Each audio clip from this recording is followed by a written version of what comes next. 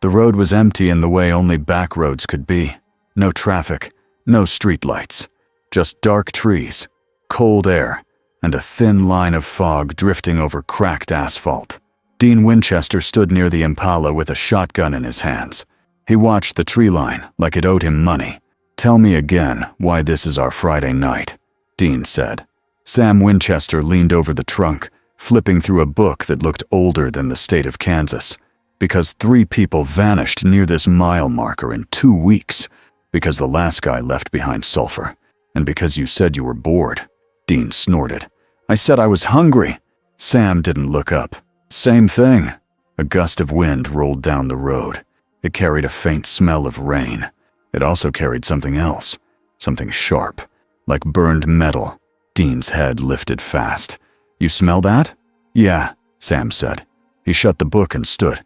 "That's not demon sulfur." They both looked up. The sky tore. It wasn't like lightning. It wasn't like a cloud.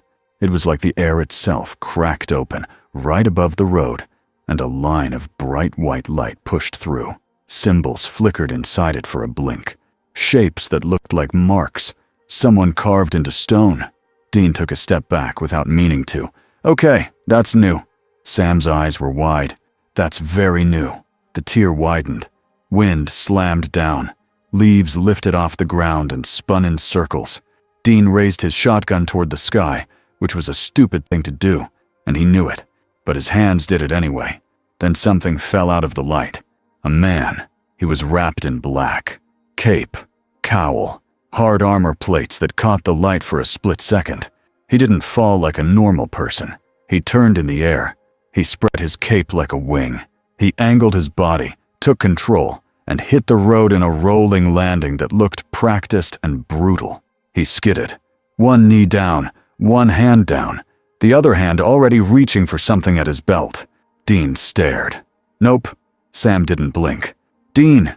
"Nope," Dean repeated. "This is not happening." The man rose in one smooth motion. He was tall, broad in the shoulders. His face was hidden behind a black mask with pointed ears. His eyes were white slits in the dark.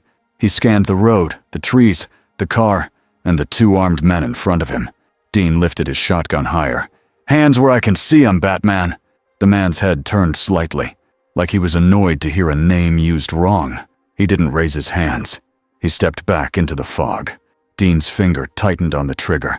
"Oh, come on!" A scream cut through the trees. Not a human scream. A rough, angry sound that felt too deep, too full. Sam's head snapped toward it. "That's close." Dean's eyes flicked to the stranger, then back to the trees. "Tell me that's not connected." The stranger moved first. He launched a grappling line into the dark. The hook caught on a tree trunk high up. He swung forward and vanished into the fog like the road had swallowed him. Dean swore. "Sam, please tell me you saw that." Sam was already running for the trees. "Dean, move!" They crashed through brush and branches. The fog thinned under the trees and the air got colder. The smell of burned metal got stronger. They found the scene in a small clearing. A man lay on the ground. His eyes were rolled back. His mouth was open like he had tried to scream but couldn't.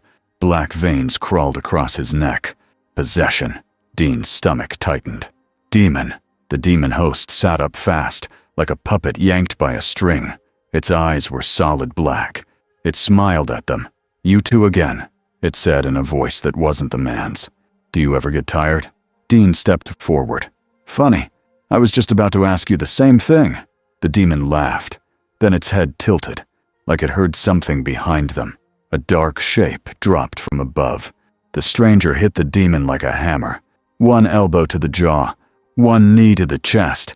The demon host flew back and hit a tree with a hard crack. Leaves shook, bark splintered. Dean blinked. "Okay." Sam's eyes tracked every move. The stranger didn't waste motion. He didn't flail. He didn't posture. He moved like he had done this 1,000 times. The demon host stood up, angry now. It threw a punch that could break ribs. The stranger caught the wrist, twisted, and slammed the arm into the tree trunk. Then he drove a metal disc into the demon host's shoulder. It wasn't a knife. It wasn't a bullet. It was something that stuck and sparked. The demon host jerked and screamed. Smoke rose from the wound. Dean's eyes narrowed. "What the hell is that?" The demon host snarled and surged forward again. The stranger stepped back, tossed a small pellet to the ground, and a thick cloud of smoke exploded up. The clearing vanished. Dean coughed. Seriously? Through the smoke, something moved fast. A shadow. A quiet thud. Another thud. Sam's hunter training made him listen instead of look. He heard breathing. He heard fabric shift. He heard the demon host grunt like it was getting hit from angles it couldn't see. Then the smoke thinned. The demon host was on its knees. The stranger had it pinned with one forearm across its chest. His other hand held a small device against the demon's neck. Dean stepped closer. "Hey, mask guy! That body is still human!" The stranger's head turned toward Dean. There was no fear in those white eyes. Only focus. Only anger held in a tight leash. The demon host laughed even while pinned. "Ah, look at that. He cares." The stranger pressed the device harder. The demon host hissed. Sam saw the device clearly now. It was like a compact taser, but stronger. It pulsed with controlled power. The demon host's muscles locked up for a second. Dean shifted his shotgun to a one-hand grip and reached into his jacket with the other hand. "We can't just—" The demon host suddenly bucked hard. The stranger reacted, but the demon host slammed its head back into the stranger's face. The stranger didn't go down, but he lost half a second. That was enough. The demon host rolled away and sprinted into the trees. Dean fired, not at the body, but at the ground in front of it. Salt hit dirt. The demon host stumbled through the line anyway. Dean cursed. Salt didn't hold. Sam ran after it. "Dean, get the trap!" The stranger was already moving again. He shot a line into a branch and swung ahead. He was faster than any normal man should be. Dean forced himself to keep up. "Okay, fine, Batman, you're athletic. Congrats." They burst out of the trees back onto the road. The demon host was there, right near the Impala, gasping, veins darker now. It shoved a hand out towards Sam like it was about to throw him through the air. But before it could, the stranger did something Dean didn't expect. He threw a small canister at the demon host's feet. It shattered. A thin line of white dust spread across the ground in a perfect circle, like someone had drawn it with a ruler. The demon host hit the line and stopped dead. It screamed as if it hit a wall. Sam's eyes widened. "Holy!" Dean stared at the circle. "Is that—" The stranger didn't answer. He stepped in close, stayed outside the circle, and watched the demon host thrash against an invisible barrier. The demon host turned its black eyes on him. "You don't belong here," it hissed. The stranger's voice came out low and rough. "No." The demon smiled. "Good. Then you'll be easy to break." Wind rolled down the road again. The tear in the sky was gone, but the air still felt wrong, like the world had been scraped. Dean held his shotgun, but his mind was stuck on one thing. A man fell out of the sky, and he just drew a demon-proof trap in seconds. Sam took a step closer to the stranger. "Who are you?" The stranger looked at them both. Then he looked past them, down the road, like he expected something else to come. He didn't answer. He turned and vanished into the night. Dean shouted after him, "Oh, no you don't! Get back here!" But there was only fog, trees, and the fading sound of a grappling line firing once, far away. Sam stood in the road, breathing hard, staring at the white circle dust on the ground. Dean stared too. Then he looked up at the empty sky. "Okay," Dean said, voice tight. "What kind of hunter falls out of the sky?" The first rule Dean Winchester lived by was simple. If something showed up wearing a mask and acting like it owned the room, it was either a Fed or a monster. The guy from the road didn't feel like a Fed, and he didn't feel like a monster either. That made him worse. Dean drove the Impala with one hand on the wheel and the other hand tapping the steering column like it could calm his nerves. Sam sat in the passenger seat, laptop open, eyes scanning news reports and local police chatter. They had left the demon host behind. Sam and Dean had exorcised it once the stranger vanished. The man lived, shaken, confused, but alive. Dean should have felt good about that. Instead, he felt like someone had dropped a live grenade into their lives and walked away smiling. "So," Dean said, "we're just going to pretend the Bat cosplayer wasn't real?" Sam didn't look up. "He was real." Dean glanced at him. "Thank you, Captain Obvious." Sam scrolled fast. "I'm finding more. Weird calls. Reports from 2 counties over. People claiming they saw a black wing on rooftops. A security camera that caught a blur. Dean scoffed. Great. Now we're hunting Batman. Sam's tone stayed calm. He's hunting something too. Dean didn't like that. In his head, he replayed the fight. The grappling line, the smoke, the clean strikes. The way the stranger pinned the demon host without hesitation. The way his voice sounded when he said, no. Like a man who had decided long ago what he was and never changed. Dean glanced at the back seat. Their duffel bags were there. Guns, salt, holy water. All their normal tools. None of it felt normal now. You think he's an angel? Dean asked. Sam's eyebrows lifted. Dean. What? He fell out of the sky. Sam leaned back.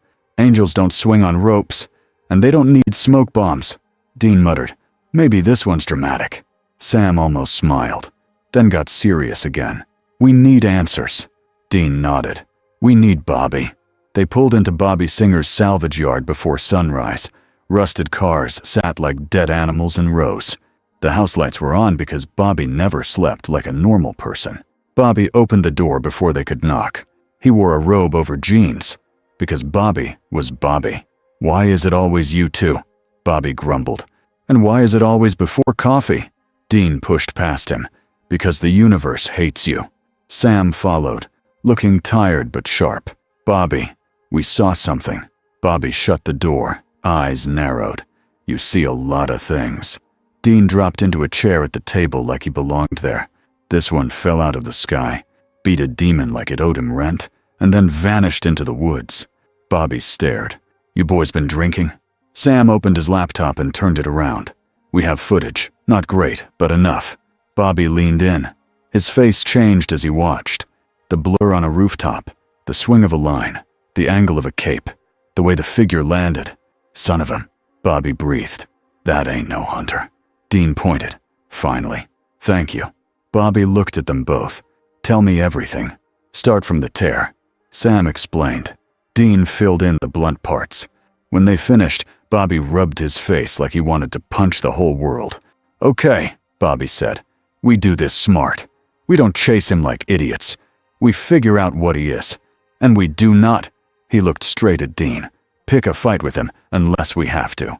Dean raised both hands. Hey, I'm chill. Bobby's eyes went flat. No, you ain't. They set up a simple test plan because that was what hunters did. Holy water, iron, salt, a devil's trap under a rug because Bobby had one ready like some people had welcome mats. Dean waited by the door with a shotgun and an attitude. Sam waited with a knife and a calmer face. Bobby waited with a flask that smelled like antiseptic and regret. They didn't wait long. A soft sound came from the porch. Not footsteps. Not a knock. A small scrape. Like someone hooking something into the wood. Bobby moved first. Quiet for a big man. He opened the door fast. The stranger stood there in the early light. Up close, he looked even less like a joke. His suit wasn't a costume. It was armor. It had scuffs and marks like it had seen real fights. His cape hung heavy. His eyes were still white slits in the mask. He looked at Bobby's porch light, then at the camera tucked under the eave. He looked back at Bobby. You're Bobby Singer, he said. Dean's eyebrows shot up. Oh, you know names now. The stranger's head turned toward Dean. And you're reckless. Dean barked a laugh. Wow. He's psychic too. Sam stepped forward. How do you know Bobby? I don't, the stranger said. But you do? Bobby didn't flinch. You been following him? Yes, the stranger said. Like it wasn't even rude. You're a hub. You have records. Tools. Knowledge. Dean pointed at him. Okay, that's not wrong. Bobby nodded slowly. Come inside. Dean stepped in front of the doorway. Bobby? Bobby didn't look away from the masked man. If he wanted us dead, we'd be dead. The stranger walked in. His boots hit the devil's trap under the rug. Nothing happened. Sam watched his face for any twitch. Nothing. Bobby stepped closer, holding out a small glass. Drink. The stranger glanced at it. Holy water. Dean leaned in, smug. Yeah, surprise.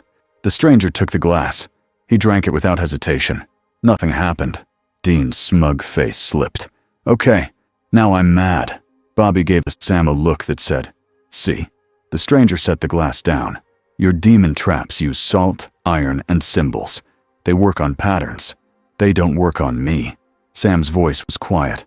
Because you're not a demon. No? The stranger agreed. Dean crossed his arms. So what are you, angel? Witch? Some kind of rich ninja? The stranger ignored the last part. I'm human. Dean snorted. Sure. And I'm the Queen of England. The stranger's head tilted slightly. You're not. Dean's face twisted. Thank you again. Sam stepped between them. You said you're human, but you fell out of the sky. The stranger's jaw tightened. That wasn't planned. Bobby watched him like he was a gun that might go off. You got a name? The stranger paused. Just for a second. Like names mattered more than bullets. No, he said. Dean rolled his eyes. Oh, come on. Sam kept his voice steady. We can call you something. The stranger's eyes flicked to Sam. Names become leverage. Bobby grunted. Smart. Paranoid. I don't like it, but I get it. Dean pointed at him again. You hear that? That's my whole thing. Paranoid is my lane. The stranger looked at Dean.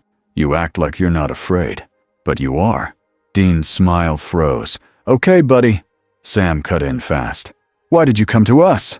The stranger's gaze moved to the table, to the books, to the notes, to the weapons. He took in the whole room in one sweep. Because you're fighting something, he said. And it's not human, and it's organized. Bobby's eyes narrowed. And you know that how? Because it has rules, the stranger said. And you've learned them. I need those rules. Sam's shoulders eased a fraction. You want to help. The stranger didn't say yes. He didn't say no. He said, I want to stop it. Dean leaned back in his chair. Same, man. But here's the problem. You don't talk. You don't give a name. You just appear like some urban legend. The stranger's voice stayed flat. Legends are useful. Dean stared. Okay, I officially hate him. Bobby slapped Dean's shoulder hard enough to make him grunt. Quit. Sam looked at the stranger. What do you remember? Before you fell here? The stranger went still, like someone had locked a door inside him. Night, he said. Storm. A device. A break in space. Then, here. Dean frowned. Device? The stranger's hand drifted to a small case on his belt. He didn't open it. I was tracking something, he said. Something that shouldn't exist. It touched the boundary of my world. Bobby's mouth tightened. Sounds familiar. Sam's eyes widened a little. So you weren't just thrown here. You were on a case. The stranger's eyes flicked to Sam again. Yes. Dean sighed. Great. So we got a mystery guy who fell into our demon soap opera because he was chasing his own freak show. Bobby poured coffee and shoved a mug toward Dean. Then he looked at the stranger. Coffee? The stranger hesitated, then nodded once. Dean blinked. You drink coffee? The stranger took the mug when Bobby offered it. He didn't sip right away. He smelled it first, like he was checking for poison. Dean leaned toward Sam and whispered, Okay, now I like him a little. Sam whispered back, Dean. Bobby sat down heavy. All right, you're human, not possessed, not cursed that I can see, but you're still a problem.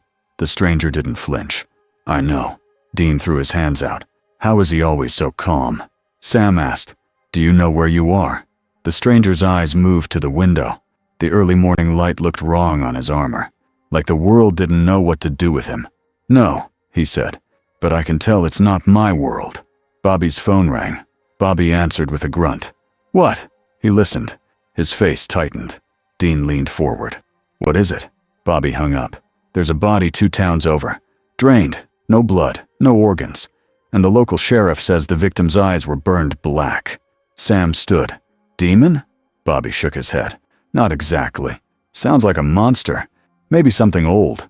Dean grabbed his jacket. Finally. Something we can punch. The stranger rose too, smooth and silent. Bobby held up a hand. Hold on.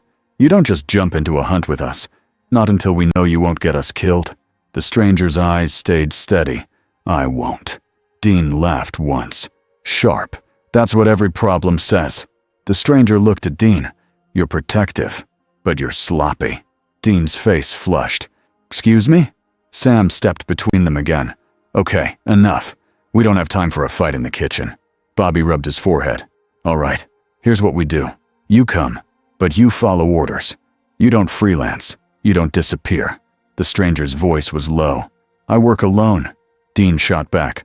"Yeah, we noticed." Bobby leaned forward. "Not today, you don't. Not in my house. Not on my hunt." The stranger held Bobby's gaze. The air felt tight for a second, like two hard men testing each other without fists. Then the stranger nodded once. "Fine," he said. Dean grabbed the keys to the Impala. "Okay, Bats, let's go." The stranger's head turned slightly. "Don't call me that." Dean grinned. "Oh, I'm calling you that forever." Sam hid a small smile. They drove. On the way, Sam asked careful questions. Dean asked rude ones. Bobby asked practical ones. The stranger answered like a man used to giving as little as possible, but he still answered. He watched the road like he expected an ambush at any second. His hand stayed close to his belt, but not like he wanted a fight, like he wanted control. Dean turned the music up to annoy him. Classic rock filled the car. The stranger didn't react. Dean frowned. "You're not normal." The stranger stared out the window. "You keep saying that." Dean huffed. "Because it's true." They reached a small town and a small house with police tape. Bobby flashed a fake badge with the confidence of a man who hated everything. Sam followed, calm and polite. Dean followed, loud and rude. The stranger moved through the scene like a shadow. No badge, no smile, no small talk. Inside the house, the air smelled like pennies and rot. Dean's face hardened. "Yeah, that's a monster." Sam knelt by the body. He swallowed hard. "It's bad." The victim's eyes were burned dark. The skin around them looked dry, like heat had licked it. The chest was sunken. Dean muttered, "Soulless look." The stranger crouched near the body without touching it. His eyes scanned the room. He noticed small things, in a way that made Sam's stomach twist with respect. A smear on the floor, a scratch on the window latch, a faint circle mark on the wall, like someone had pressed a cold coin against it.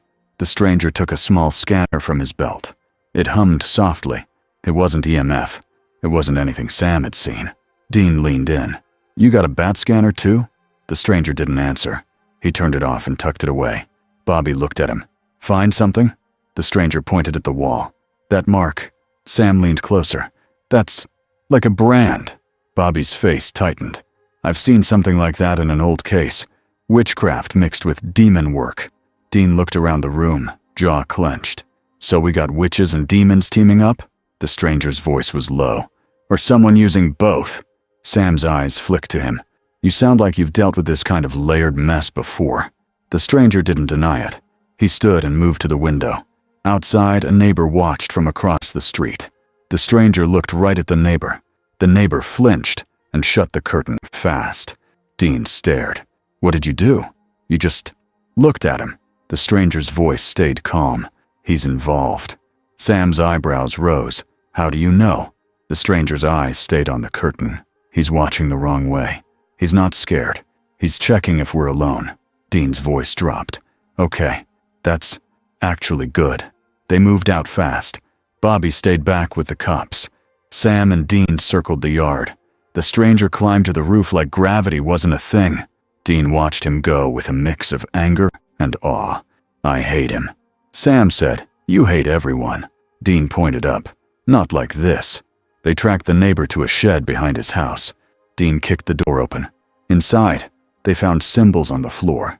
Candles, a bowl with dried blood, and a book open to a page with drawings that made Sam's skin crawl.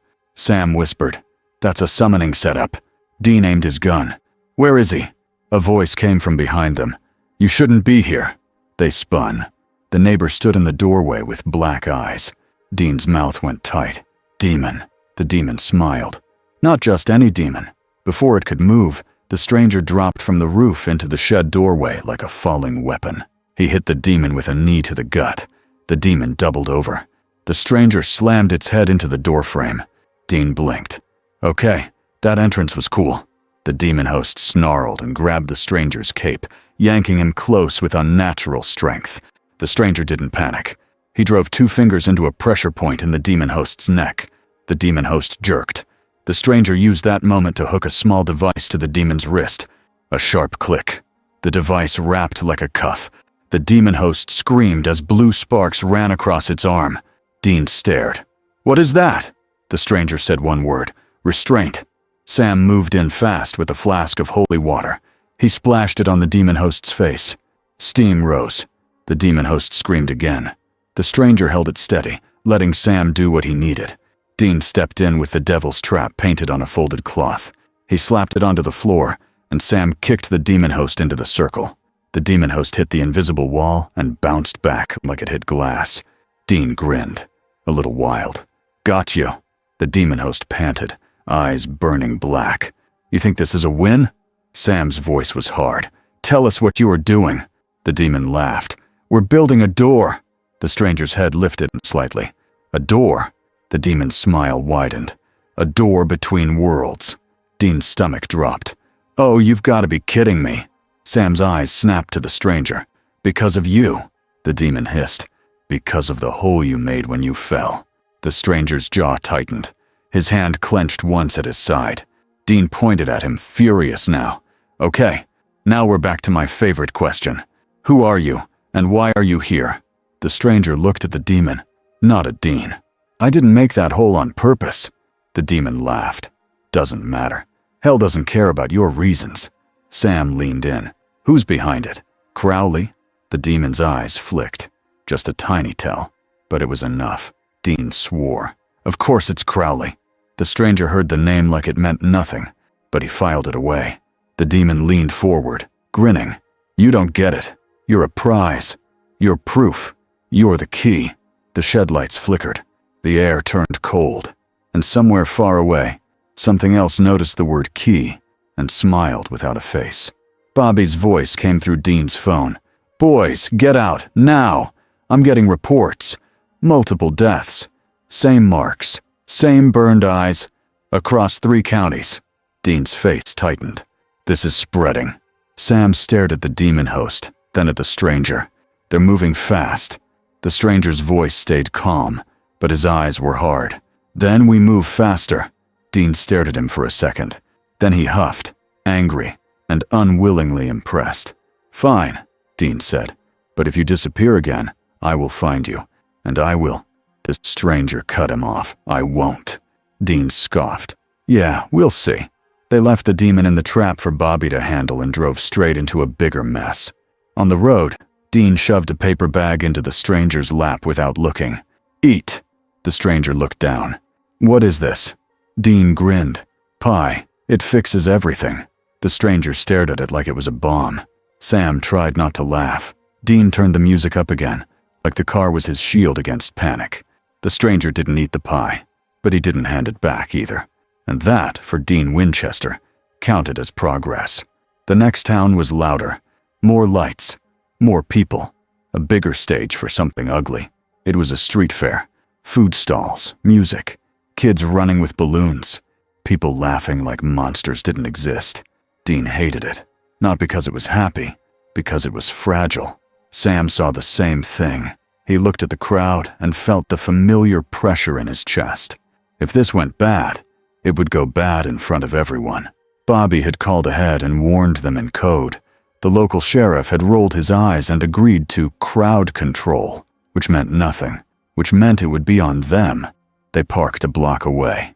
The stranger stepped out and scanned rooftops. He moved like the fair was a battlefield, not a party. Dean muttered, "Dude, try to pretend you're having fun." The stranger didn't even look at him. This is where they would strike. Sam frowned. "Why here?" The stranger pointed, subtle. "Open space, crowds, easy fear." Dean's face tightened. Demons love fear. Sam's phone buzzed. A text from Bobby. "Symbols found near the fair's power box. Same mark. Be careful." Sam showed it to Dean. Dean swore under his breath. "Okay, we do this quiet. No panic." Sam nodded. "We find the ritual spot and shut it down." Dean looked at the stranger. "And you?" The stranger cut in. "I keep people alive." Dean swallowed his next comment. They moved into the crowd. Sam took the left side. Dean took the right. The stranger vanished upward, grappling to a rooftop so cleanly no one noticed. Or if they did, they thought it was a stunt show. From above, the stranger watched the fair like a map. He saw where people gathered, where exits were, where the power lines ran. He also saw something else. A man near the stage booth. hood up even in warm air, hands in pockets, standing still in a way that didn't fit. The stranger's eyes narrowed. He moved. He dropped behind the stage booth. Silent. He landed, then slid forward like a shadow. He was close enough to hear the man's breathing. The man whispered into a small radio. "They're here." The stranger struck. One hand grabbed the man's wrist. The other drove a blunt impact into the elbow joint. The radio fell. The man hissed in pain. He twisted, trying to pull free with more strength than a normal human should have. The stranger's grip tightened. The man's head snapped up. His eyes were black. The demon smiled. "Found you." The demon host lunged. The stranger stepped back and threw a small disc at the demon's chest. It stuck and sparked. The demon host screamed. People nearby turned their heads. Dean saw the movement and swore. He shoved through the crowd. "Sam!" Sam was already moving too. The demon host shoved the stage booth and knocked it over. Metal crashed. A speaker toppled. Someone screamed. Fear spread like fire. The demon host grinned wide. Yes, that's it. The air around the fair changed. Lights flickered. Music warped into static. The smell of burned metal rolled in again. Stronger now. The stranger's eyes lifted to the sky. Above the fair, faint symbols flickered in the air, like invisible writing turning visible. A ritual. A tear. Trying to form. Sam reached the booth and saw the demon host. He pulled out the flask, and the Latin words were already in his mouth. Dean saw the people. The kids. The parents. The exits that would clog if panic got worse. Dean's hands moved fast. He grabbed a mic from the fallen booth and shouted, loud and rough, "Hey, everybody, fire drill, move calm. Walk, don't run. Go to the street, now." People stared. Dean leaned into the mic and added the only thing that worked on humans. "Cops said so." That did it. The crowd started moving, confused but obeying. Sam started the exorcism. The demon host laughed through the words. "You think you can stop this?" The symbols in the air brightened. The tear didn't fully open, but it pushed. Wind slammed down. Tables flipped. Paper plates and napkins flew like snow. The stranger fired a grappling line and launched upward, straight toward the center point under the forming tear. He didn't have powers. He had timing. He hit a light pole, swung around it, and landed on top of the stage roof. He pulled out a compact launcher and fired 3 small devices in a triangle shape around the roof edges. They stuck and blinked red. Dean's eyes widened. "What are those?" Sam kept chanting. The demon host tried to break the devil's trap Dean painted earlier on a folded cloth and threw down. The demon kicked it away. The stranger's devices went off. A net of thin cables shot out and snapped tight between the devices, forming a quick grid around the demon host, pinning it like a trapped animal. The demon host roared and tore at the cables. The cables held. For a second. That second was enough. Sam's exorcism hit the final lines. The demon host's body arched. A black smoke shape screamed out of its mouth, twisting like a living stain. Dean lifted a trap. The smoke slammed into it and got sucked in with a sharp snap. The demon host collapsed. Alive. Breathing. The crowd at the edge of the fair stared, confused and scared. Dean grabbed the mic again and shouted, "Okay, show's over. Everybody go home. Free funnel cake is canceled." That didn't make sense, but it made people move. The symbols in the air didn't fade. They grew. Sam's face went tight. "Dean, that wasn't the only trigger." The stranger looked up at the sky. His eyes tracked the forming tear. It was not stable, but it was forming anyway. Someone else was pushing it from the other side. A deeper force. Dean swallowed. "That's bad." Sam's voice dropped. "That's very bad." The air screamed. A crack opened above the fair. Not as big as before, but big enough. Something reached through. Not a hand, not a body. A pulse. A pressure. It felt like the world taking a deep breath before a scream. Then, a figure appeared at the edge of the tear for a blink. A shadow in a suit. Tall. Smiling. Then it was gone. But the tear stayed. The stranger's mind raced. He did not panic. He measured. This wasn't random. This was a gate being tested. Dean saw the stranger's posture change. Less combat ready. More calculating. Dean hated that he understood it. Dean said, "Tell me you have a plan." The stranger's voice was low. "I can slow it." Sam looked at him. "How?" The stranger pulled out 2 small canisters and tossed them to Dean and Sam. Dean caught his. "What is?" "Salt dust, iron powder, and a binding resin," the stranger said. "Spread it in a circle. Fast." Sam's eyes widened. "That's like a devil's trap, but physical." The stranger nodded once. "Do it." Dean didn't like taking orders, but the sky was cracking, so he did it. Dean ran, dumping the powder in a wide circle on the ground under the tear. Sam mirrored him, connecting the line. The resin stuck the dust in place like glue. The stranger dropped down into the circle, right under the tear. Dean shouted, "Dude, are you insane?" The stranger didn't look back. He looked up. He reached into his belt and pulled out a device shaped like a compact clamp. He aimed it at the crack in the air like you could clamp a wound in reality. The device hummed. The tear shuddered. It didn't close, but it slowed, like the world was resisting. Dean stared. "What is that?" The stranger's voice stayed even, but his jaw was tight. A field anchor. It wasn't built for this. Sam's hands shook as he read the symbols in the air. Someone's using angel-style writing in the pattern, or something like it. Dean's stomach dropped. Angels! A loud flap of air hit behind them. Castiel appeared. His trench coat snapped in the wind.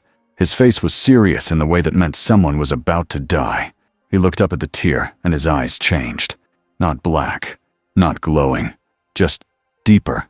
"This is wrong," Castiel said. Dean shot him a look. "Yeah, no kidding." Castiel stepped into the circle, right beside the stranger. He didn't flinch at the device or the mask.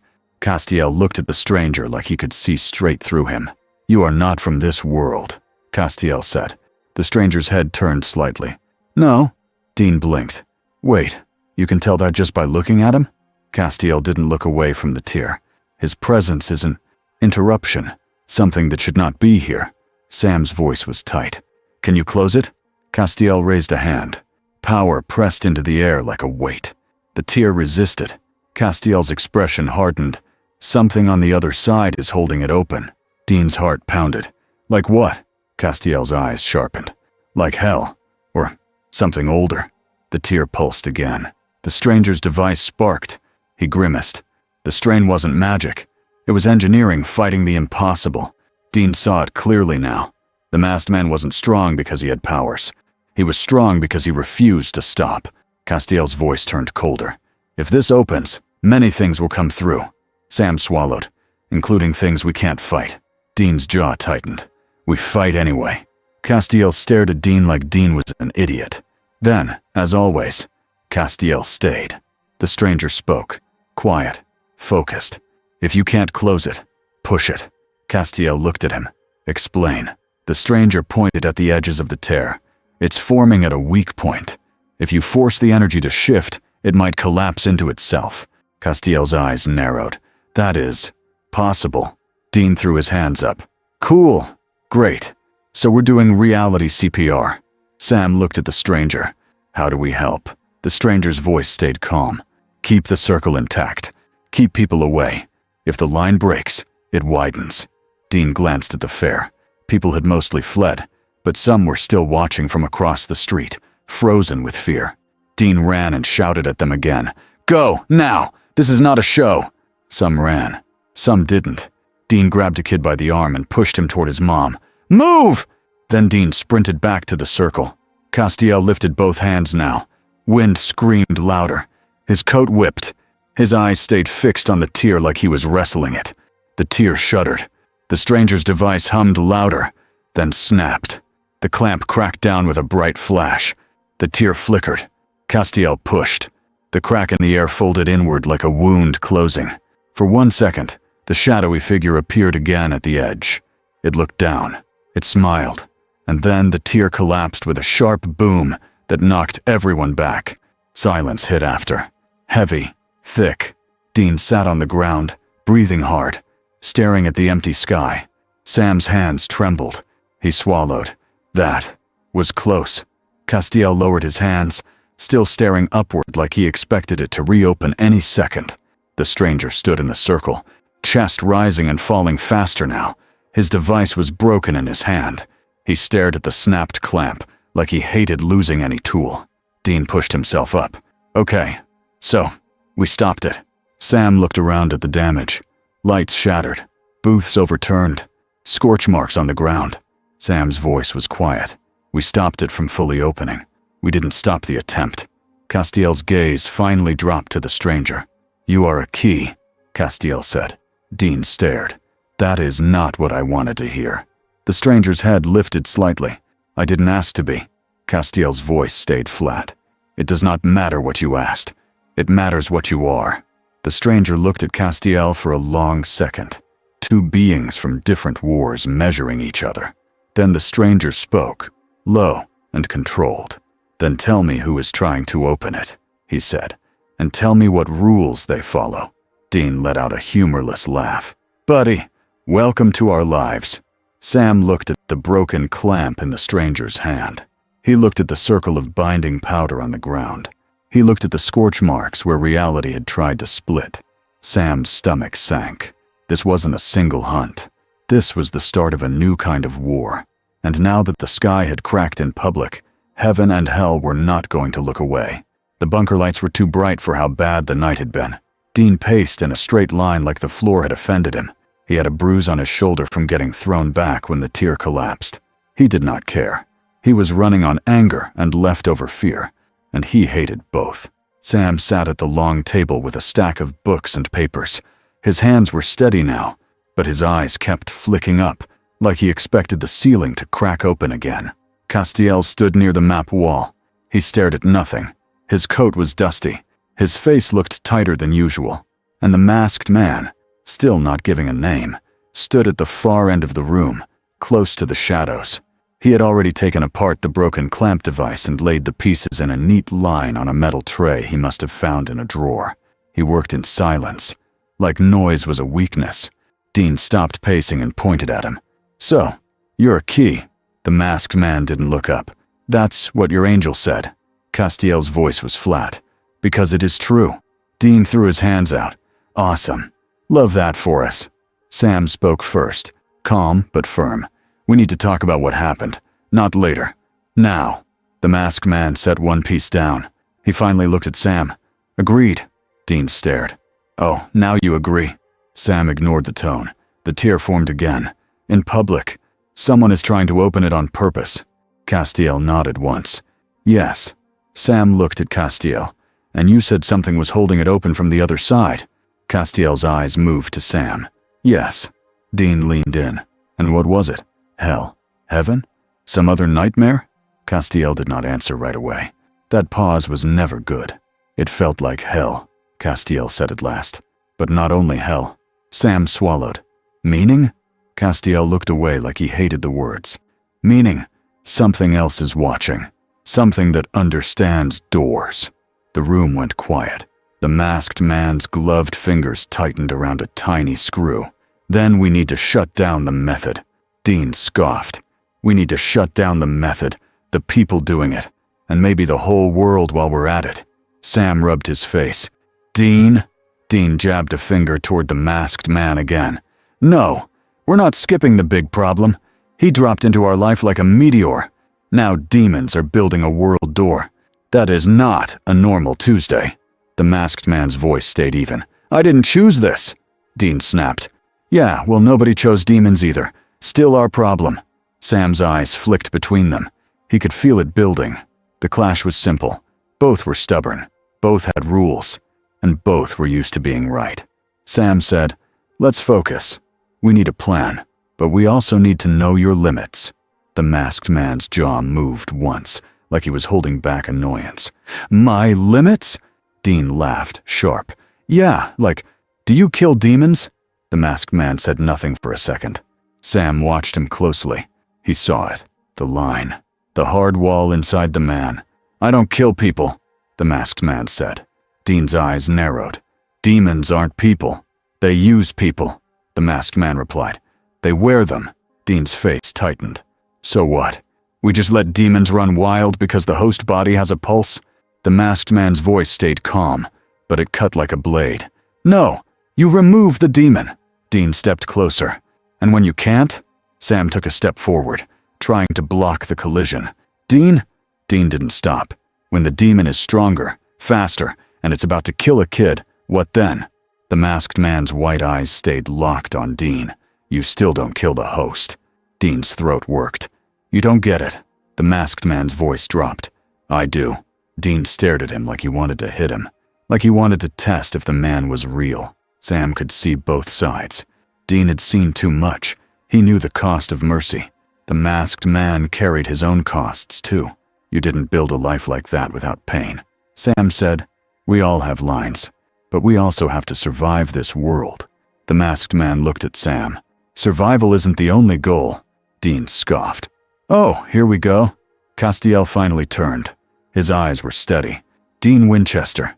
Dean looked at him. What? Castiel's voice didn't change. He is not wrong. Dean blinked. Excuse me? Castiel's face stayed serious. This world teaches you to accept evil as normal. It makes you tired. It makes you choose the fastest solution. Dean's jaw clenched. Yeah, because the fastest solution keeps people alive. Castiel looked at him hard. Sometimes. Dean opened his mouth, but Sam cut in fast before it could spiral into a fight with an angel. Okay, Sam said. Enough. We can argue later. Right now, we need information. He looked at the masked man. You said you were tracking something in your world. Something that touched the boundary. The masked man nodded once. Yes. Sam asked, was it a demon? No, the masked man said. Dean rolled his eyes. Of course not. The masked man looked at Dean. It used fear. It used symbols. It wanted access. Then it vanished. Castiel's head tilted slightly. That resembles certain beings. Sam's eyes sharpened. Like what? Castiel's voice stayed measured. There are entities that do not belong to heaven or hell. They move between. They look for cracks. Dean stared at him. Are you telling me there are things even you don't like? Castiel didn't blink. Yes. Dean muttered. Cool. Cool, cool, cool. The masked man turned back to his broken device. If there is a method, there is a pattern. Sam nodded. So we find the pattern. Dean snorted. And we do it before Crowley throws a welcome party. At the mention of Crowley, the room felt colder again, even though nothing changed. Bobby's voice came from the stairs. Did somebody say that snake's name? He walked in with a cup of coffee and a face that said he was already done with everyone. He looked at the masked man. You staying quiet back there? Or you finally got a name? The masked man didn't move. No! Bobby grunted. Fine. We'll call you Trouble then. Dean smirked. Works. Bobby set down a folder. While you girls were arguing, I made calls. Hunters are talking. Word is spreading about a guy in black who fights demons without flinching. Dean pointed. See? I told you. Meteor. Sam asked. Any idea who's doing the ritual work? Bobby's mouth tightened. Not sure, but I heard something else. Men of letters. Dean's smile died. No. Bobby nodded. Yeah. Sam sat up straighter. They're still around? Bobby's eyes stayed dark. Some of them. Not the good kind. The masked man finally looked at Bobby. Men of letters? Sam explained fast. Simple. A secret group. Archives. Magic. They like control. Dean added. They also like treating hunters like dirt. Bobby rubbed his beard. If they heard about you, they'll come sniffing. They'll want answers. They'll want your tools. They'll want to lock you up. The masked man's voice stayed level. Let them try. Dean stared at him. Buddy, those guys don't play fair. The masked man's eyes were cold. Neither do I. Bobby sighed. We're not starting a war today. Dean muttered. Feels like we already did. The bunker phone rang. Everyone froze for half a second, like the sound itself might be a trap. Sam answered. Hello? A smooth voice came through, warm like poison. Samuel? Sam's stomach tightened. He knew that voice. Dean's hand moved to his gun without thinking. Tell me that's... Sam's eyes flicked to Dean. It's Crowley. Dean grabbed the phone. Oh, you have got to be kidding me. Crowley's voice stayed calm. Dean Winchester. Always a pleasure. Dean snarled. What do you want? Crowley sighed like he was bored. Oh, I don't know. Perhaps I want to talk about your new friend. Dean's grip tightened. He's not our friend. Crowley hummed. Not yet, but he could be. Or he could be mine. Sam took the phone back, voice tight. How did you get this number? Crowley chuckled. Do you honestly still ask that? Now, let's be grown-ups. You have something I want." Sam said, "We don't bargain with you." Crowley's voice sharpened just a little. "You already did, at least once. But let's keep things simple. I heard there's a man who fell from a crack in the sky. A man who doesn't fear demons. A man with very interesting toys." Dean leaned close to the phone. "He's not for sale." Crowley laughed, soft. "Oh, darling, everything is for sale. The question is only price." Sam's voice went colder. "We're not doing this." Crowley's tone stayed pleasant, but the threat slid in clean. "Then you might want to keep him away from places with crowds. Hell has a way of making a mess when it doesn't get what it wants." Dean's face went hard. "You try anything, I'll—" Crowley cut him off. Yes, you'll shoot me, stab me, set me on fire, blah blah. You've done it all. Yet here I am." A pause. Crowley's voice dropped into something sharper. "Tell him I said hello." Sam's eyes narrowed. "Tell who?" But the line went dead. Dean slammed the phone down. "I hate him so much." Sam looked at the masked man. "He knows about you." The masked man's jaw tightened. "Expected." Dean threw his hands up. "How is that expected? You've been here for like 5 minutes." Bobby cursed under his breath. "All right, we keep our heads. We keep our doors locked. And we keep you," he pointed at the masked man, "out of sight." The masked man said, "No." Bobby stared. "No?" The masked man's voice stayed flat. "Staying hidden doesn't stop them. It just lets them choose the battlefield." Dean stared at him. "You want to take the fight to hell?" The masked man looked at Dean. "I want to control the fight." Sam felt a chill at that, not because it was evil, but because it was honest. The man did not dream of peace. He dreamed of control because chaos killed people. Sam said, "We need a case, a lead, a pattern." Bobby tapped the folder. "I got one. Another mark, another body, same burned eyes, same ritual trace. This time it's near an old library." The masked man's head lifted. "Library?" Sam nodded. "Books, records, symbols." Dean groaned. "Great. A demon book club." They moved fast. The library smelled like paper and dust. It looked harmless. That made it worse. Sam walked between shelves, eyes scanning. Dean stayed near the front desk, watching exits. Bobby talked to the librarian with a fake smile that looked painful. The masked man was gone. Dean whispered, "Of course." Sam whispered back, "He's working." Dean muttered, "He's being a creep." Above, the masked man moved on the rafters like he belonged there. He watched people. He watched hands. He watched what they avoided. He found it in the back. A door marked "Staff Only." A camera above it, angled wrong. Too new. Too clean. He dropped behind a shelf and pulled out a small tool. He didn't break the camera. He looped its feed. Then he slipped through the staff door. Behind it was a narrow hallway and a locked archive room. The lock was modern. The door was old. He listened. He heard 2 heartbeats. He also heard something else. A slow scrape, like fingernails on stone. He eased the door open. Inside, 2 men stood near a table covered in books and papers. They were not demons. Their eyes were normal. Their posture was trained. Their clothes were plain, but their gear was hidden well. Men of letters. One turned toward him. His eyes widened for a fraction of a second. Then he recovered fast. "Stop," the man said, calm. "Don't move." The other man raised a weapon that wasn't a gun. It looked like a metal rod with carved marks. The masked man didn't freeze. He moved. The rod fired a pulse of light like a flash grenade mixed with something colder. The pulse hit the masked man's chest. His suit took it, but his muscles locked for a split second. His arms went tight. His vision blurred. Magic. He forced his body to move anyway, dragging himself forward through the paralysis like it was thick mud. The first man stepped in, trying to press a symbol card to his chest. A ward. A binding. The masked man caught his wrist and twisted. The card fell. He drove a shoulder into the man's ribs and slammed him into the table. Books flew. Papers scattered. The second man swung the rod again. The masked man ducked, rolled, and threw a small pellet. Smoke exploded. The room filled. The men of letters coughed and cursed.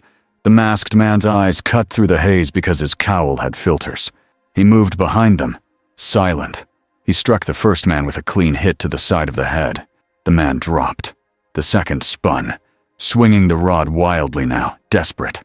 The masked man grabbed the rod with both hands, yanked it free, and snapped it in half with a hard twist, using leverage and brute control. The second man froze, shocked. Then the man smiled. "Good," he said. The masked man's stomach tightened. The floor under him lit up, a circle, carved into the wood, covered by a rug. The rug slid away as if pulled by invisible hands. The circle flashed bright, and pain slammed into the masked man's body like he'd stepped into an electric cage. His muscles seized hard. He fell to one knee, teeth clenched. The second man backed away and pulled out a small object.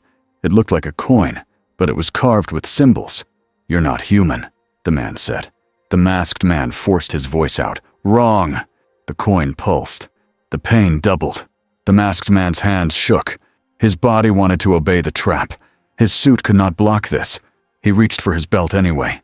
A dart. A line. He fired the line into the ceiling, but the circle yanked him down like gravity had changed. He hit the floor. Hard. The second man stepped closer. Calm again. "We're taking you in." The masked man's breath came sharp. He did not beg. He did not bargain. He searched the room fast with his eyes. Papers on the table. A symbol sheet. A page open to a drawn tear in the air. He saw a name written at the top, in neat script. Wayne. His eyes narrowed. They had been researching him. The second man leaned down, reaching for the cowl like he wanted proof. The masked man's hand shot out and grabbed the man's wrist. Even trapped, he was strong. The man gasped. The masked man yanked him forward and slammed his face into the edge of the circle line. The magic flared, and the man screamed as the ward burned his skin. He recoiled, clutching his face. The masked man used that second to press a tiny device to the floor, right on the circle line. A charge. Not explosive enough to kill anyone, enough to break a pattern. It popped. The circle flickered. The pain dropped for half a second. Half a second was all he needed. He rolled out of the circle and came up in a crouch. The second man swung a fist with a small blade ring. The masked man caught the arm, twisted, and disarmed him, then pinned him against the wall. The man hissed, "You don't understand what you are." The masked man's voice was low. "Then explain." The man spat blood and smiled again, like he'd been waiting for this. He said one word, soft and clear. "Bruce." The masked man froze. Not from fear, from shock. Behind him, the archive door slammed open. Dean Winchester stood there with a gun. Sam stood beside him, eyes wide. Bobby stood behind them, face like thunder. Dean shouted, "Hands up, nobody move." Sam's eyes locked on the masked man. "Bruce," Sam repeated, confused. The Men of Letters man laughed. "Oh yes, we did our homework. This thing is not just a masked vigilante. He's a name, a fortune, a symbol." Dean's gaze snapped to the masked man. "Bruce, what?" The masked man's breath was controlled again. His grip stayed tight on the man's shirt. The man said it louder, like he wanted the whole world to hear. "Bruce Wayne." The room went silent. Dean stared like the words should mean something but didn't. "Okay. And?" Sam stared too. He was not thinking about money. He was thinking about the way the man's voice sounded when the name was used, like it was a wound. Bobby's eyes narrowed. "Wayne ain't a name I know." The Men of Letters man smiled. "Because he isn't from here." Dean's mouth opened, then shut. Sam's voice went quiet. "So it's real. Another world." Bruce's jaw tightened at the sound of his name in Sam's mouth. He didn't correct it. He didn't deny it. He looked at Sam and Dean for a long beat, like he was deciding something. Then he let the Men of Letters man drop to the floor. Bruce stepped back. His hand moved to his cowl, and slowly, carefully, he pulled it off. Sam saw his face. A man in his 30s or 40s. Tired eyes, controlled expression, a bruised cheek where the demon host had headbutted him earlier. A face that looked like it belonged in a boardroom, not a battlefield. Dean stared, thrown off by how human he looked. Bobby's stare sharpened. "You're just a man." Bruce's voice was low. "Yes." Sam's throat tightened. "Then how?" Bruce cut him off. "Calm. Training. Resources. A mission. Dean finally found his voice again. Okay, so your name is Bruce Wayne. Cool. That still doesn't tell us why men of letters are trying to tase you with magic. The men of letters man coughed, still on the floor. Because you are a problem. Because you can make the world crack. Because demons will come for you. And we refuse to let you drag the rest of us into it. Bobby stepped forward, fury simmering. You lock up hunters too? People who fight the damn dark? That's your plan? The man's eyes flashed. Order is the plan, Dean barked. Order is what gets people killed when you're wrong. Sam moved to the table and looked at the papers. His stomach sank. They weren't just watching Bruce. They were drawing maps of scar sites. They had dates, times, places. Sam looked at Bobby. They've been tracking the tier points longer than we have. Bobby cursed. Bruce leaned over the papers too, fast, focused.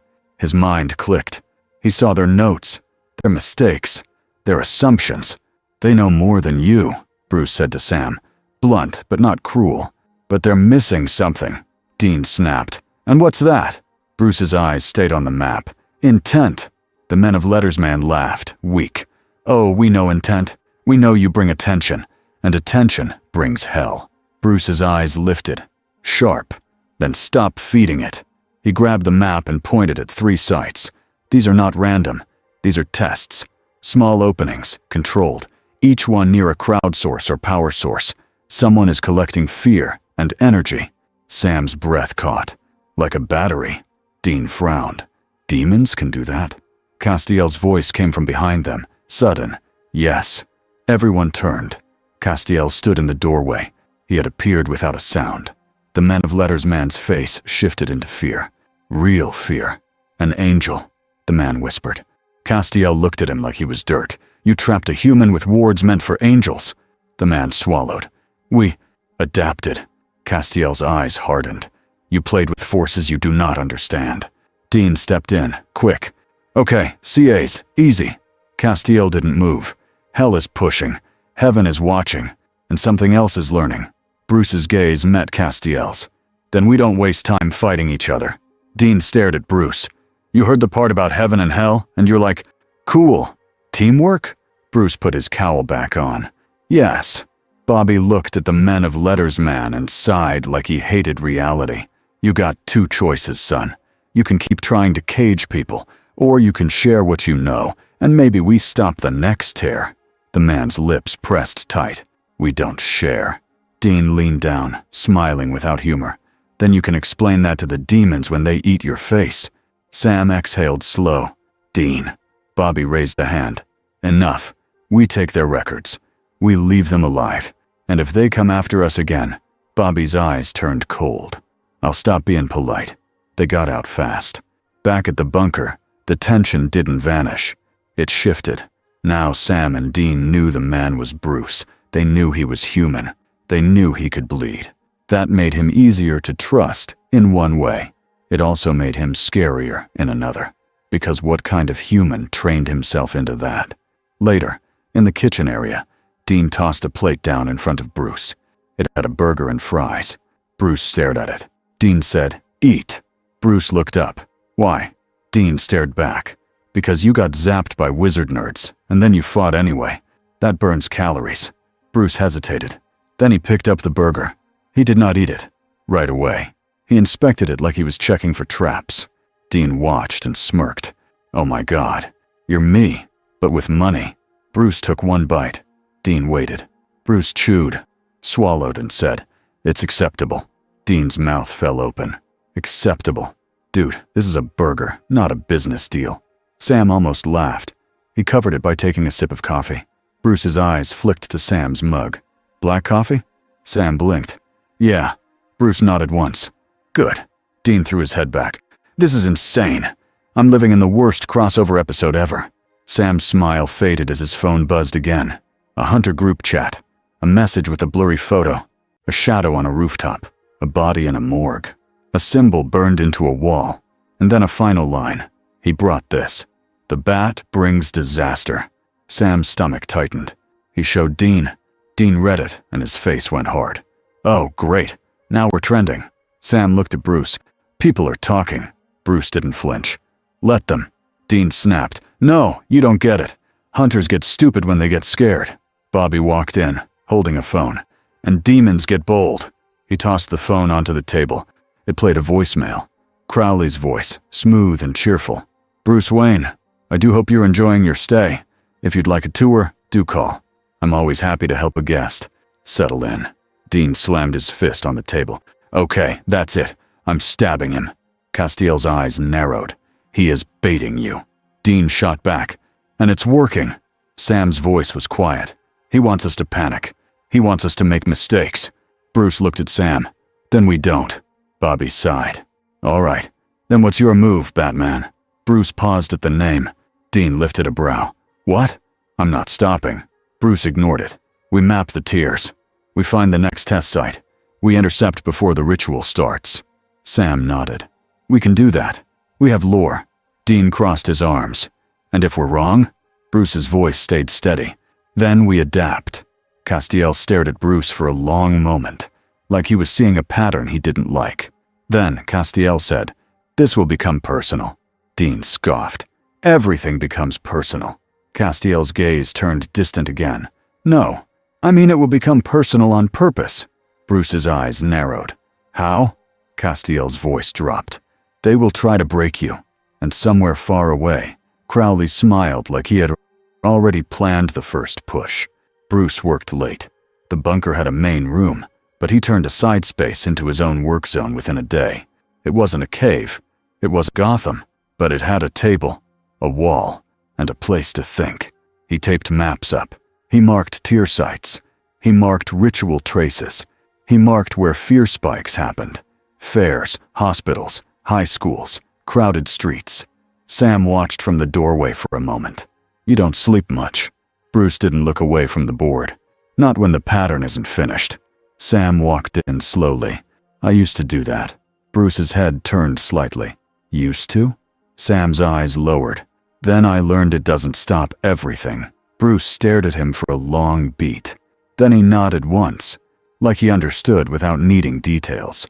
Dean leaned in behind Sam, holding a plastic bag. Okay, nerd meeting. I brought snacks. He set the bag down. It was chips and candy and one sad apple. Bruce glanced at it. No. Dean frowned. What do you mean, no? Bruce pointed at the apple. That. Dean's mouth opened, then closed. Are you telling me to eat fruit? Bruce said, yes. Dean stared like he had been punched. I hate you. Sam snorted. A real laugh this time. Small but real. Bruce didn't smile, but he didn't look annoyed either. Then Castiel appeared in the room without warning, which made Dean jump and swear. Castiel said, I found something. Sam turned fast. What? Castiel's eyes were fixed on Bruce. The tear left a residue on you, a mark that is not visible to humans. Dean's face tightened. That sounds bad. Castiel nodded. It is noticeable. Bruce's voice stayed calm. To who? Castiel's eyes narrowed. To angels. To demons. To things that hunt anomalies. Bruce's stomach tightened, but his face did not change. Can you remove it? Castiel looked down for a moment. Not fully. I can mask it. Dean groaned. So basically he's glowing like a neon sign to cosmic creeps. Castiel didn't blink. Yes. Sam's voice was careful. Then we need to act before the next attempt. Bobby came in with a heavy book and set it down. I got a lead. Old Men of Letters file. There's a storage site they used. Records, wards, stuff they didn't want stolen. Dean frowned. So we're breaking into Nerd Fort Knox. Bobby nodded. Pretty much. Bruce stepped closer, eyes sharpening. Where? Bobby pointed to a map. 2 states over. Middle of nowhere. Old building. Hidden in plain sight. Sam's eyebrows rose. Why didn't you tell us sooner? Bobby shrugged. Because I didn't think we'd need it. Then the sky tried to split open. Dean muttered. Fair. Bruce tapped the map. If they have older records, they might have references to doors, tiers, or bindings that work across realms. Sam nodded. And if they have wards, we can use them to seal weak points. Dean crossed his arms. And if they have security? Bruce said. Then we bypass it. Dean stared. You say that like it's easy. Bruce looked at him. It's not. Dean blinked, caught off guard by the honesty. They left before dawn. The drive was long. Dean played music. Sam read. Bobby slept like a man who could nap through war. Castiel stared out the window like the sky might answer him. Bruce sat in the back seat at first, quiet, working with a small toolkit. He repaired what he could from his broken clamp. He made adjustments with limited parts. He didn't complain. He didn't ask for help. Dean glanced in the mirror. "So, Bruce." Bruce didn't look up. "Dean." Dean smirked. "You still mad I know your name now?" Bruce's hands paused for half a second. "No." Dean scoffed. "Liar." Bruce went back to work. Sam watched Bruce in the rearview too. He could see the tension under the calm. It wasn't fear of demons. It was fear of being used. Fear of failing. Fear of becoming a tool. Sam understood that kind of fear too well. They reached the site near dusk. It was an old municipal building that looked abandoned. Cracked steps. Faded sign. A lock that said, "Keep out," which was an invitation to hunters. Bobby checked the area. No cameras visible. No people. No sounds beyond wind and distant highway noise. Dean held his shotgun. "I hate places like this." Sam said, "You hate all places." Dean nodded. "True." Bruce stepped forward and studied the door. His fingers traced the frame, not the lock. He found the tiny scratch marks where someone had slid a keycard. He found a faint line of symbols carved into the wood. "Ward," he said. Sam leaned closer. "Can you read it?" Bruce shook his head. "No, but I can see how it's built." Castiel stepped in. His hand hovered over the carved line. "It is meant to alert." Dean's eyes widened. "Alert who?" Castiel's face stayed serious. "Anyone listening?" Bobby muttered. "Great." Bruce looked at Castiel. "Can you disable it?" Castiel said. "I can mute it." Dean pointed. "Mute it? Like putting a sock on a phone?" Castiel blinked. "Yes." Dean threw his hands up. "This is my life." Castiel pressed his fingers to the ward. The carving glowed for a second, then went dull. Bruce nodded. "Now." He picked the lock with a tool that looked too clean for this world. The door clicked open. They stepped inside. The air was cold, dry, like a basement that never saw sunlight. They moved through a hallway lined with old posters about safety and public service. The posters curled at the edges. The building felt empty, but not safe. Empty. It felt watched. Sam whispered, "I don't like this." Dean whispered back, "I never like this." Bruce didn't whisper. He moved ahead, scanning corners. They reached a stairwell. It led down. Bobby muttered, "Of course it's down." Dean smiled without joy. "Everything fun is down." They descended. At the bottom was a heavy metal door with a symbol on it that made Sam's stomach tighten. It was not a demon trap. It was not an angel sigil. It was something older. A bind mark, but not a familiar one. Bruce stared at it. "This isn't Men of Letters style." Bobby frowned. "Then what is it?" Castiel's eyes narrowed. "A prison mark." Dean's voice went flat. "Prison for what?" Castiel's pause answered the question before his words did. "A thing," Castiel said. "That eats fear." Sam's throat tightened. "A fear feeder." Dean swallowed. "Like a boggart?" Sam shot him a look. "Dean." Dean shrugged. "What?" "I read." Bruce's head turned slightly. "It targets what you fear most." Castiel nodded. "Yes." Bobby cursed. "And why is it here?" Sam leaned closer to the door. "Because someone put it here." Bruce's voice was quiet. "Or because they couldn't kill it." Dean tightened his grip on his shotgun. "Okay, new plan. We leave." Bobby glared at him. "We came for records." Dean snapped. "Records don't help if we're dead." Bruce stepped closer to the door. "If it's bound, it can't reach us." Castiel said, "Bound things can still influence." Dean pointed at Castiel. "Thank you. See? Influence. That's bad." Sam took a slow breath. "We need what's inside. We can't ignore it." Bruce nodded. "We go in prepared." Dean stared. "Prepared how?" Bruce looked at the group. "We don't split. We keep light sources. We keep salt lines. We keep a clear exit." Dean exhaled, annoyed. "Okay, that's actually decent." Bobby pulled out a small bag of salt and poured a line in front of the door. "We go in. We grab what we need. We get out." Castiel's voice was calm. "Do not let it isolate you." Dean muttered, "Great. More don't die tips." Bruce pressed his palm to the door. He felt a vibration through the metal, like a heartbeat. He didn't like that. He pushed anyway. The door opened with a loud groan. Inside was a storage space that didn't look like a storage space.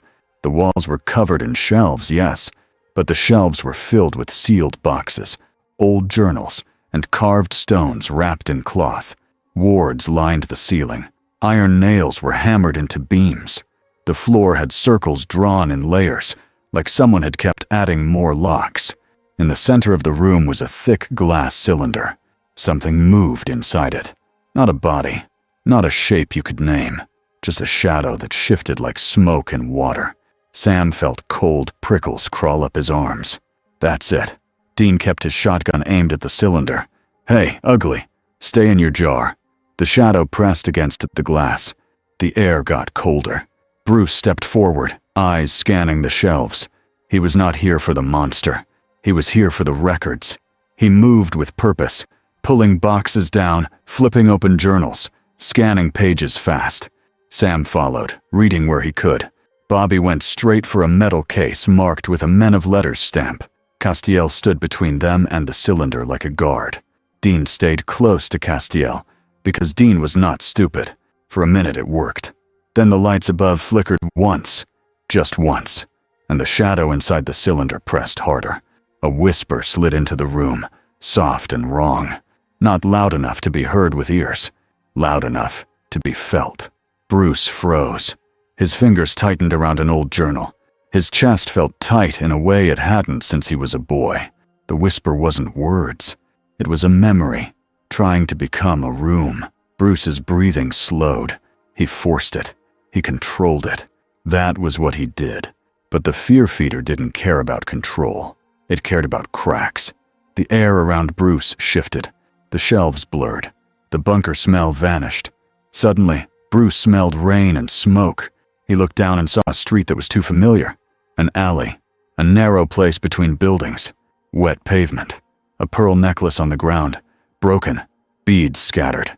His throat went tight. No, he knew this. He had lived it 1,000 times in his head. He refused to live it again. But the fear feeder didn't ask. A gunshot cracked. A woman screamed. A man's voice cut off mid-breath. Bruce's hands shook once. Then he forced them still. He turned, like he could walk out of it, and he saw them. His parents. His mother's eyes wide. His father's hand reaching. Young Bruce stood there too, smaller, frozen. Bruce's heart slammed in his chest. He did not run to them. He did not collapse. He did the only thing he could do. He took a breath. He said, low and firm, "This isn't real." The shadow twisted. The alley got darker. A voice that wasn't a voice pressed into his mind. "It's always real." Bruce's jaw clenched. He stepped forward anyway. He walked straight through the image of his father falling. It felt like walking through cold water. It made his skin crawl. He kept moving. He reached young Bruce. He knelt. His voice stayed steady, even as his chest burned. "Look at me." Young Bruce turned, eyes full of panic. Bruce forced his own breathing to stay even. "You don't have to be alone." The shadow behind them surged. The alley twisted. The gunman's face blurred and changed, cycling through shapes like the fear feeder was trying to find the worst one. Bruce rose. His anger flared, but it didn't explode. It sharpened. He said, "You want fear. You don't get it." The alley shook. The fear feeder pushed harder. It tried to press the moment down like a weight. It tried to crush him into a boy again. Bruce's fists clenched. He felt the familiar edge of rage. He held it. He did not let it steer him. He planted his feet. He focused on facts. Air, breath, ground, choice. He spoke again, quiet but hard. "I survived. I built something, and you're not taking it." The alley flickered. For a split second, Bruce saw the storage room again. Castiel was standing near the cylinder, his face tense. Dean was shouting something. Sam's hand was on Bruce's shoulder. Then the fear feeder yanked him back into the alley. Bruce's breath hitched once. Not panic, just strain. He pushed again. He dragged his mind toward the storage room, like pulling himself up a rope with burned hands. In the real room, Sam's voice cut through. "Bruce! Hey, Bruce!" Sam's hand gripped his shoulder harder. "Look at me. Stay here. Stay with us." Dean's voice was louder. "CAs! Do something!" Castiel's eyes were fixed on the cylinder. His hand was pressed to the glass, power humming under his skin. "It is pushing through the ward!" Bobby's voice snapped. "I got the records, but the damn thing's waking up!" Dean glared at the cylinder. "Then we smash it," Castiel said. "If you break the glass, it is free." Dean's face twisted. "Then what do we do?" Castiel's jaw tightened. "We reinforce the bind." In Bruce's mind, the alley shook again. He saw young Bruce's face. Small, terrified. Bruce felt something twist in him. Not fear this time. Sadness. And a fierce, simple need. He could not change the past, but he could change this moment. He reached out, not to the memory, but to the truth behind it. He said, "Lo, I am not that boy anymore." The fear feeder hissed like steam. The alley faded. Bruce's vision snapped back to the storage room. His knees almost buckled. He caught himself on the shelf. Sam's hand stayed on him. Sam's eyes were worried but steady. "You okay?" Bruce's voice was controlled. "Yes." Dean stared at him. "You sure? You look like you were gone." Bruce didn't answer that part. He turned his head toward the cylinder. The shadow inside pressed against the glass again. This time, Bruce could feel it searching him, not just tasting fear, testing him. Bruce's voice was low. "It wants a crack." Castiel's voice was tight. "And it found one." Dean's face went hard. "Hey, everybody's got cracks." Bobby cursed. "Can we have this talk outside?" A loud metallic clank echoed behind them. Sam spun.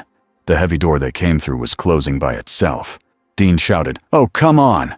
Bobby rushed to it and grabbed the handle. It didn't budge. "It's sealed!" Castiel's eyes narrowed. Something activated the lockdown. Dean's mouth went dry. "Like what?" Castiel's gaze lifted to the ceiling wards. "A trigger. Someone built this to trap intruders." Sam's voice tightened. "Men of letters trap." Bobby's face went grim. "Or someone else's trap." Bruce's mind raced. "This isn't a normal bind. It's layered. It's meant to hold the entity and hold people near it." Dean stared at him. "So it's a 2-for-1 horror deal." Sam's eyes widened. They wanted a group here. They wanted fear. The cylinder shook. The shadow inside expanded, pushing against the glass like a tide. Castiel pressed harder, wings unseen, but felt in the pressure in the room. "It is drawing strength from you!" Dean shouted. "Then we stop being scared." Sam shot back.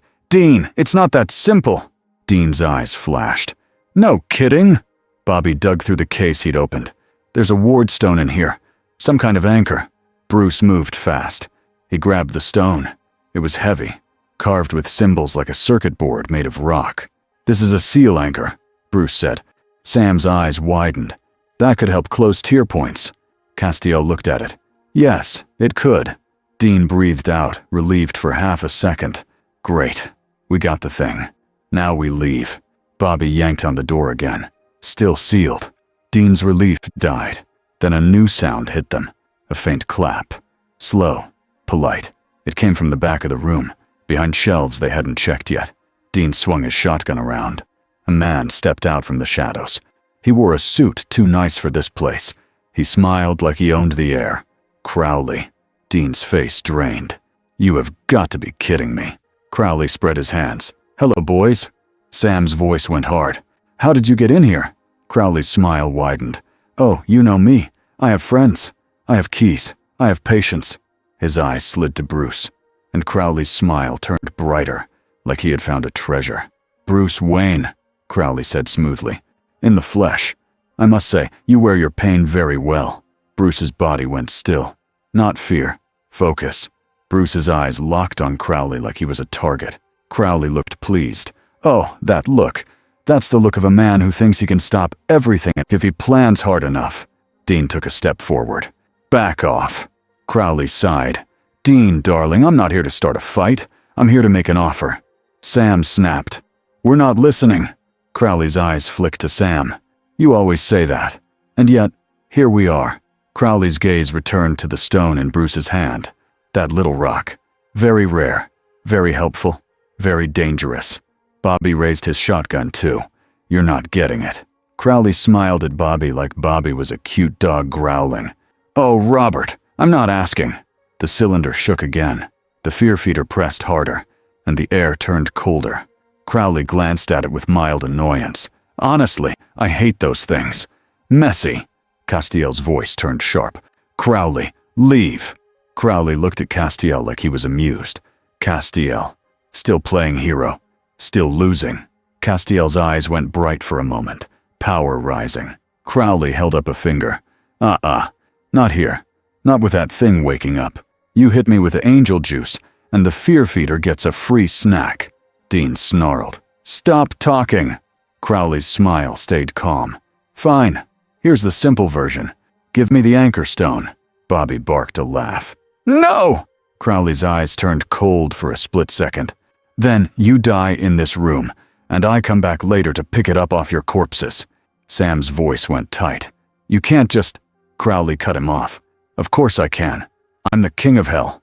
That's the job. Bruce's voice was low. Why do you want it? Crowley's eyes gleamed. Because doors are useful. Because your little accident opened a market. And because I don't like being surprised. Bruce's fingers tightened on the stone.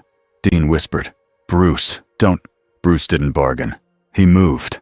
In one fast motion, he threw a smoke pellet at Crowley's feet and sprinted toward the door. Crowley laughed, even as smoke filled the room. Oh, I love him. Dean cursed and followed. Sam followed. Bobby followed. Castiel stayed near the cylinder, pushing power into the bind to keep it from cracking open. Bruce reached the sealed door and slammed the ward stone against the metal. The symbols on the stone flared. The door shook. Sam shouted through the smoke, What are you doing? Bruce's voice was tight. Anchors linked to lines. If the stone is part of the seal system, it can unlock the exit. Bobby barked, Then do it. The door clicked. It opened half an inch. Then something yanked the stone out of Bruce's hand. A hand like ice. Crowley's hand. Crowley stood right behind him. Smile still perfect. Nice try. Bruce spun. Fist already swinging. He hit Crowley clean in the jaw. Crowley's head snapped to the side. Crowley blinked, almost impressed. Oh, that actually hurt. Bruce attacked again, fast, precise, using every opening. Punch, elbow, knee. Crowley stumbled back. But Crowley wasn't human. He recovered with a small flick of his fingers. Bruce's body slammed back as if the air had punched him. He hit a shelf. Wood cracked. Dean roared and fired a devil's trap bullet into the floor near Crowley. The symbol flared. Crowley stepped aside like it was nothing. Cute! Sam threw holy water. Crowley hissed as it splashed his sleeve, burning. Crowley's smile turned thin. All right, enough. He raised the ward stone. The cylinder behind Castiel shook violently, like the fear feeder sensed the stone's power and wanted it. Crowley's eyes flicked to the cylinder, then back to Bruce. You don't want to see what happens if that thing gets out, Crowley said. So here's what we're doing. I take the stone, you take the door. Dean shouted. No deal. Crowley smirked.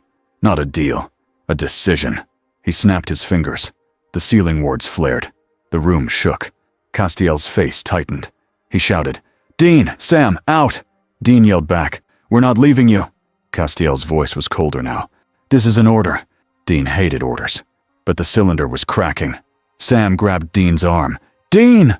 Dean's eyes locked on Castiel, then on the crack, then on Bruce, who was already moving toward the exit, pulling Bobby with him. Dean cursed and ran. Sam ran with him. They stumbled into the hallway as the storage room behind them erupted in a burst of freezing air. The door slammed shut again. The building shook. Dust fell from the ceiling. For a second, it sounded like something inside was screaming without a mouth. Then the noise stopped. Silence hit.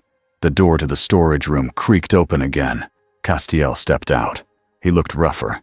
His coat was torn. His face was tight with strain. Dean rushed him. CAs! Castiel held up a hand. I contained it. Sam breathed out. How? Castiel's voice was flat. I reinforced the bind. Dean stared. With what? Castiel looked at them, eyes heavy. With my grace. Dean's face changed. CAs.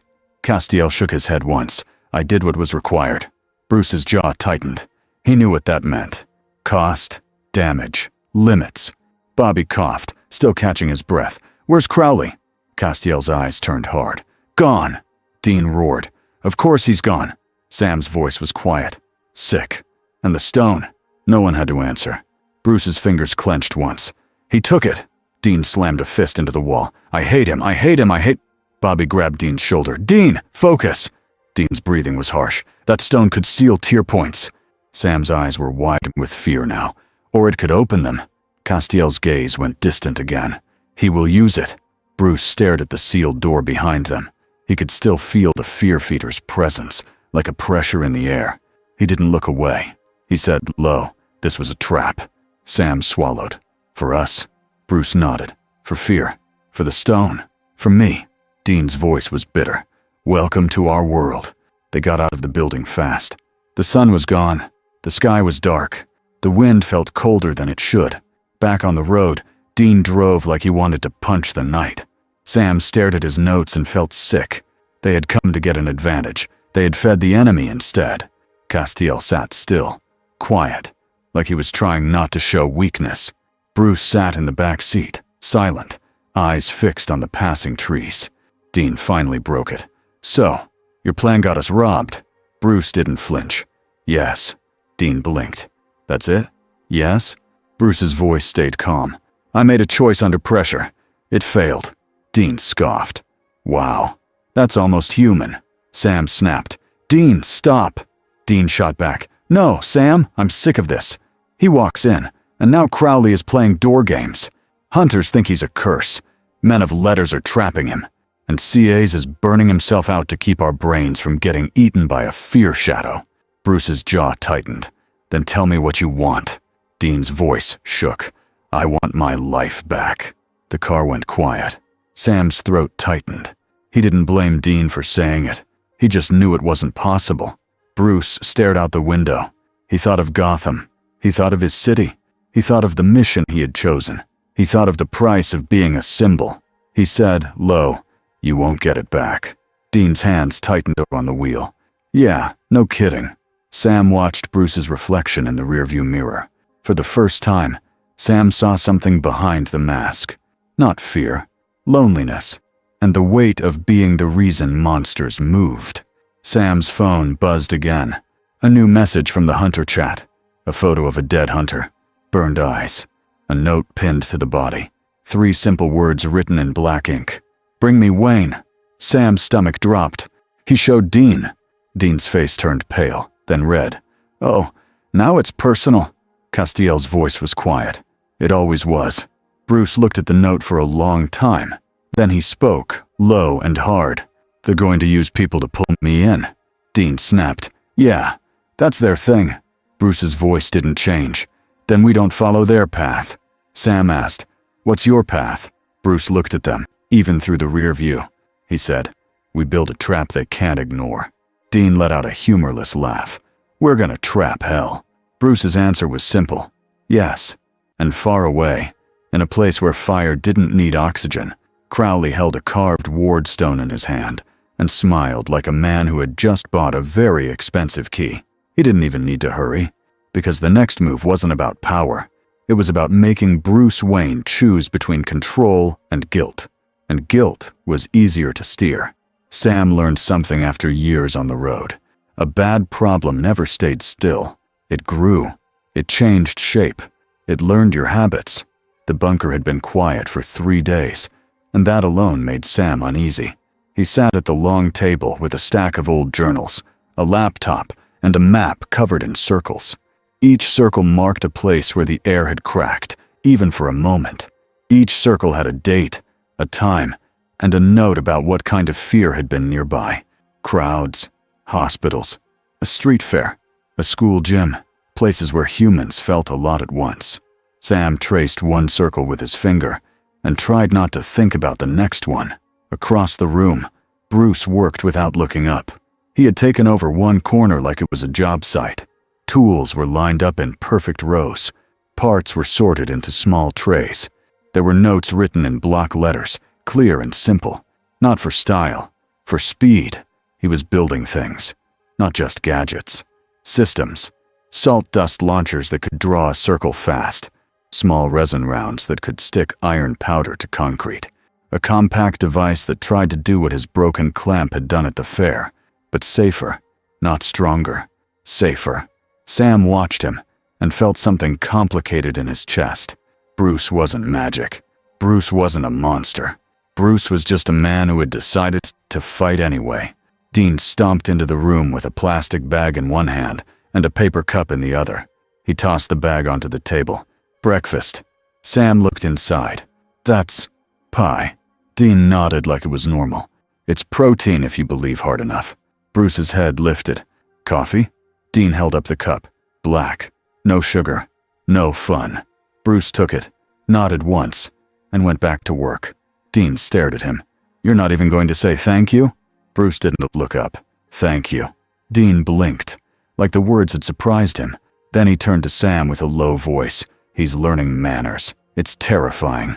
Sam tried not to smile. Dean. Dean dropped into a chair. He looked tired in a way he didn't like to admit. Sam understood why. Hunters were whispering. They blamed Bruce for the tears.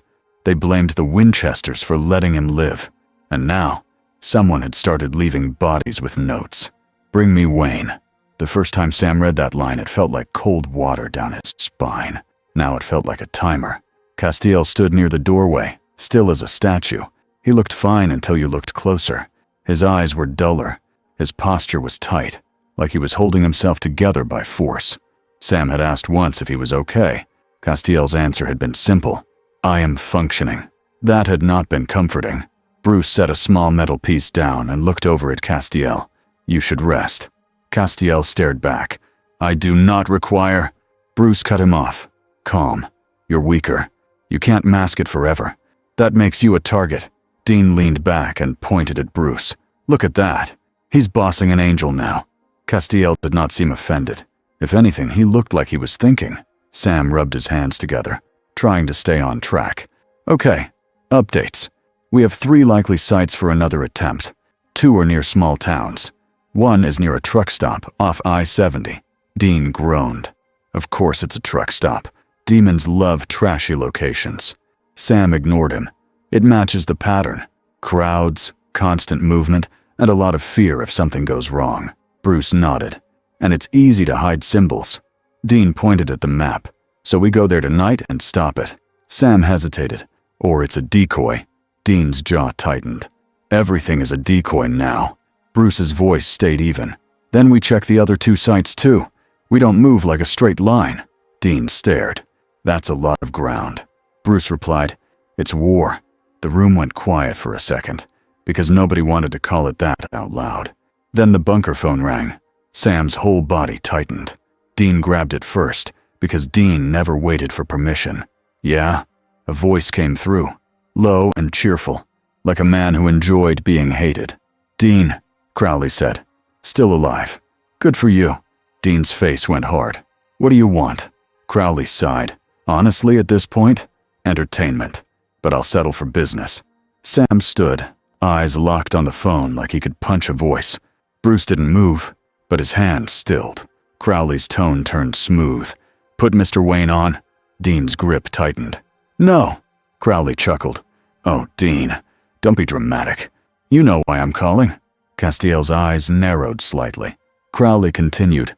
I have something you want, and you have something I want. That's how this works. Sam snapped. We're not bargaining. Crowley made a small sound of fake sadness. You always say that, and then you always do it anyway. Dean leaned closer to the phone. If you touched another hunter, Crowley cut in, voice still polite, threat sharp underneath. If I did, it was because you forced my hand. Now, here's the situation. Tonight, there will be a door. A real one, not a sneeze in the sky like your little fair incident. Sam's stomach dropped. Where? Crowley laughed softly. Oh, come now. Let's not ruin the surprise. Dean snarled. Crowley. Crowley's voice slid into something almost warm. I will give you a location, Dean, but only if you let Mr. Wayne hear me. Dean looked at Sam. Sam shook his head once.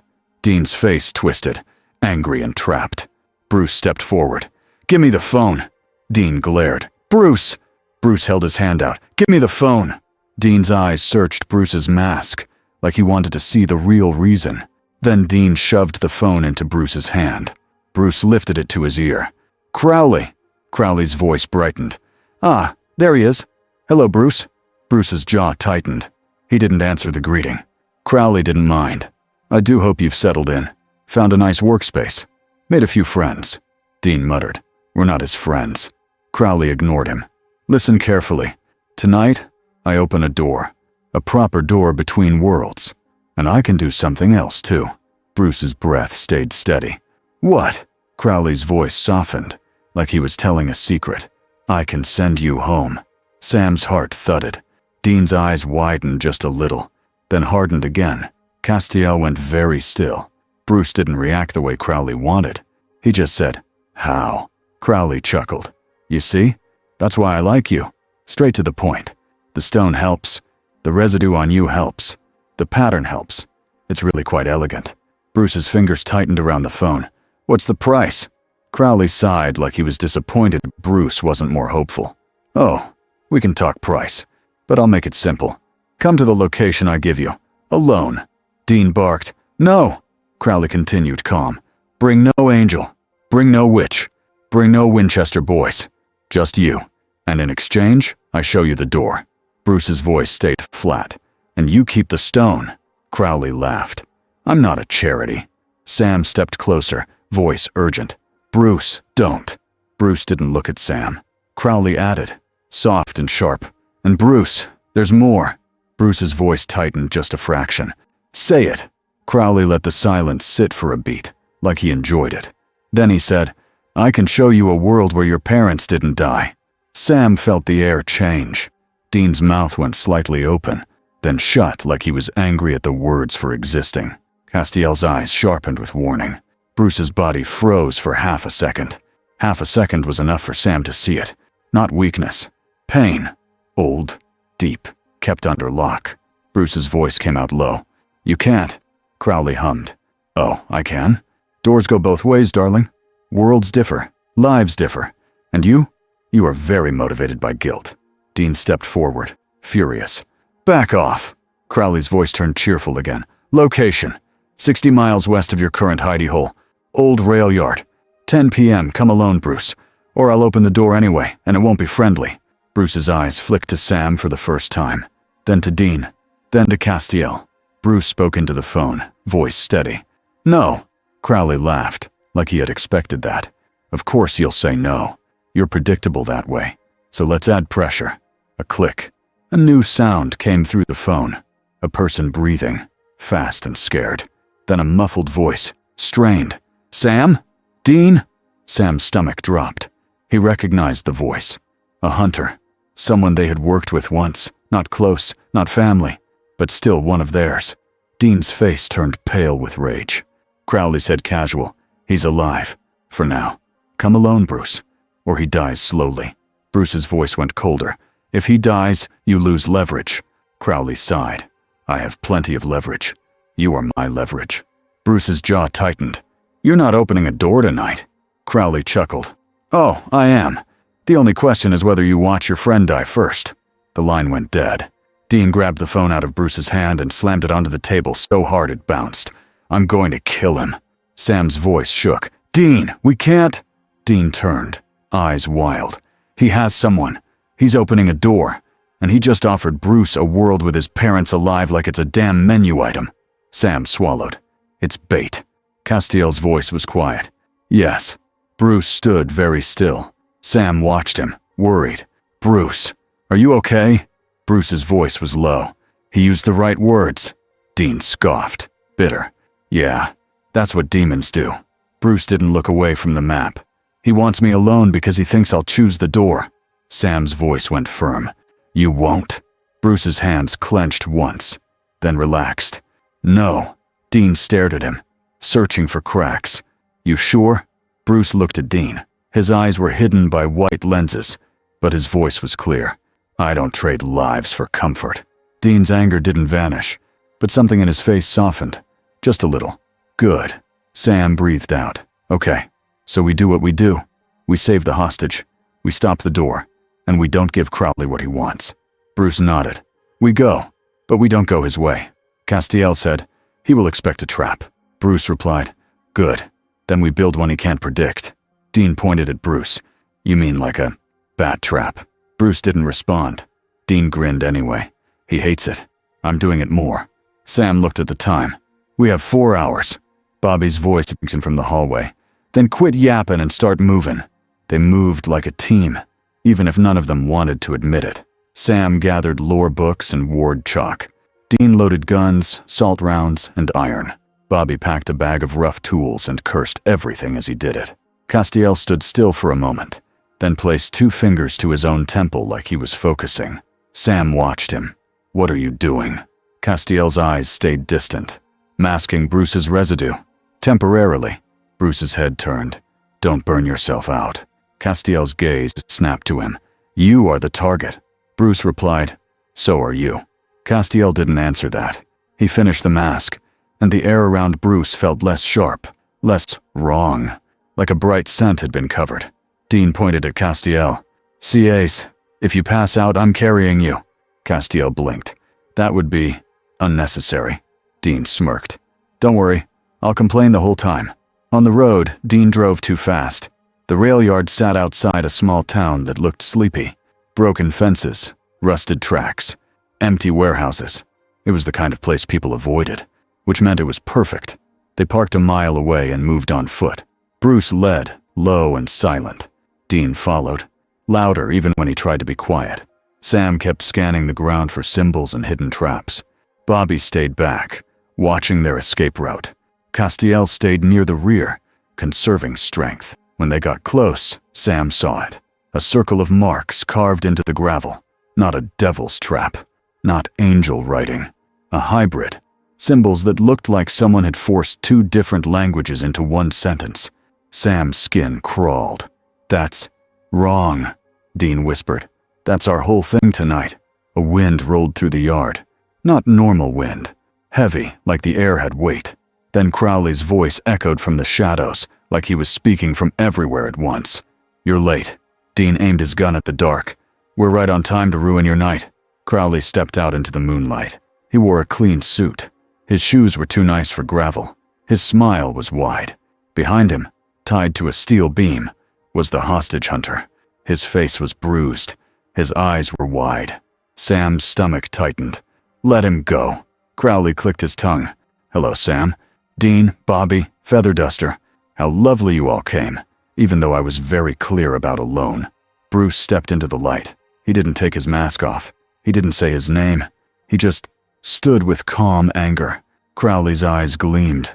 "Ah, there you are." Dean's eyes narrowed. "We're here. Now let him go." Crowley sighed. "You keep forgetting how little I care what you want." Sam's voice went tight. "Crowley, if you open that door." Crowley lifted a hand. In it was the ward stone. It glowed faintly, like it was humming. Crowley smiled. "If, darling, the door is the point." The circle of marks in the gravel flared. The air above the center of the circle shimmered. A crack began to form. Not huge, not yet, but real. Sam felt his throat tighten. "He's doing it!" Dean shouted. "Shoot him!" Bobby snarled. "Hold if the stone breaks." Too late. Dean fired. The salt round hit Crowley's chest. Crowley stumbled back half a step, more annoyed than hurt. He looked down at the salt dust on his suit like it had insulted him. "Oh, Dean," Crowley said, voice suddenly cold. "That was rude." Crowley snapped his fingers. Dean's gun flew out of his hands like it had been yanked by a rope. It slammed into the gravel. Dean swore and reached for his knife. Sam lunged toward the circle, dumping ward chalk and salt as he moved, trying to layer a counter trap. Bruce moved at the same time. He didn't charge Crowley. He charged the structure. The ritual didn't live in Crowley's body. It lived in the pattern. Bruce fired a small launcher. 3 resin rounds hit the gravel around the circle, sticking and spreading iron powder in a fast arc. Sam saw it and understood. Bruce was trying to dirty the clean lines, break the geometry. Crowley's eyes narrowed. "Oh, clever." Crowley lifted the stone higher. The crack widened. Wind slammed out of it, hard enough to rattle a warehouse door. Sam's chalk line blew away in white dust. Dean grabbed Sam's shoulder and yanked him back before the wind could pull him into the circle. "Sam!" Dean shouted. "Don't be stupid!" Sam shoved him off. "I have to—" Bruce threw a cable line across the circle. It anchored to 2 old rail spikes. The line snapped tight and dragged a strip of salt cloth across the carved marks, smearing them. The glow flickered. The crack wobbled. Crowley's smile turned sharp. "You're annoying." Crowley flicked his hand. The cable line went slack, like it had been cut by invisible scissors. Bruce didn't look up. He was already moving, already throwing another device. He fired a smoke charge. No, not smoke. A cloud of fine salt dust. It burst over the circle like pale fog. For a second, the Karak hissed, as if the air itself hated the salt. It shrank a little. Dean stared. "Okay, that was cool." Sam's voice was strained. "Keep it up." Castiel stepped forward, eyes focused. He raised a hand toward the crack. Power pressed into the air. The crack shuddered. Crowley turned his head, annoyed. "Oh, do sit down, Castiel." Castiel's face tightened. He pushed harder anyway. His power wasn't what it used to be tonight, but it was still angel power. The crack buckled. Crowley's smile faded for the first time. He snarled, "Fine!" Crowley snapped his fingers again. The hostage hunter screamed. Black veins surged up his neck. Possession. Forced and fast. Sam's stomach dropped. "No!" The demon inside the hostage's body looked up and smiled with the hostage's mouth. Dean's eyes went wild. "Crowley!" Crowley's tone went light again. "This is what you people do, yes? You hesitate because you care." The demon host lunged toward Sam, fast and vicious. Dean tackled it from the side, slamming it into the gravel. "Sam, do the words!" Sam yanked out his flask, hands shaking. He started the exorcism in Latin. The demon host laughed through Dean's grip. "You won't finish in time." Bruce moved in, not to punch, but to help Dean hold the demon down without crushing the human body. He drove a restraint cuff onto the demon host's wrist. Sparks ran across it. The demon host screamed, muscles locking. Dean looked up at Bruce for half a second, surprised. "Okay, good." Sam kept speaking, pushing through. Crowley watched, annoyed, then turned back to the crack. It widened again, fed by the chaos. Sam's throat tightened. He could feel it. The ritual liked fear. It liked panic. Castiel's hand trembled as he pushed against the tear. He didn't have much left. Bruce saw the tremor. He turned his head slightly, scanning the yard. He saw the way the circle marks weren't just on the ground. They were also on the metal rails, on the warehouse walls, on the beam holding the hostage. It wasn't one circle. It was a web. Bruce's voice cut through the chaos. "Sam!" Sam kept chanting, but his eyes flicked up for a second. "What?" Bruce pointed. "The ritual is distributed. We can't close it by breaking one line. We need to remove the anchor." Dean grunted, holding the demon host down. "Anchor is Crowley." Bruce shook his head. "No, the stone." Sam's eyes widened. "If we take the stone, the crack collapses." Castiel's voice was tight. "Yes, but Crowley will not allow it." Dean snarled. "Then we make him." Bruce's mind moved fast. Crowley could teleport. Crowley could throw people with a finger flick. Crowley could play tricks.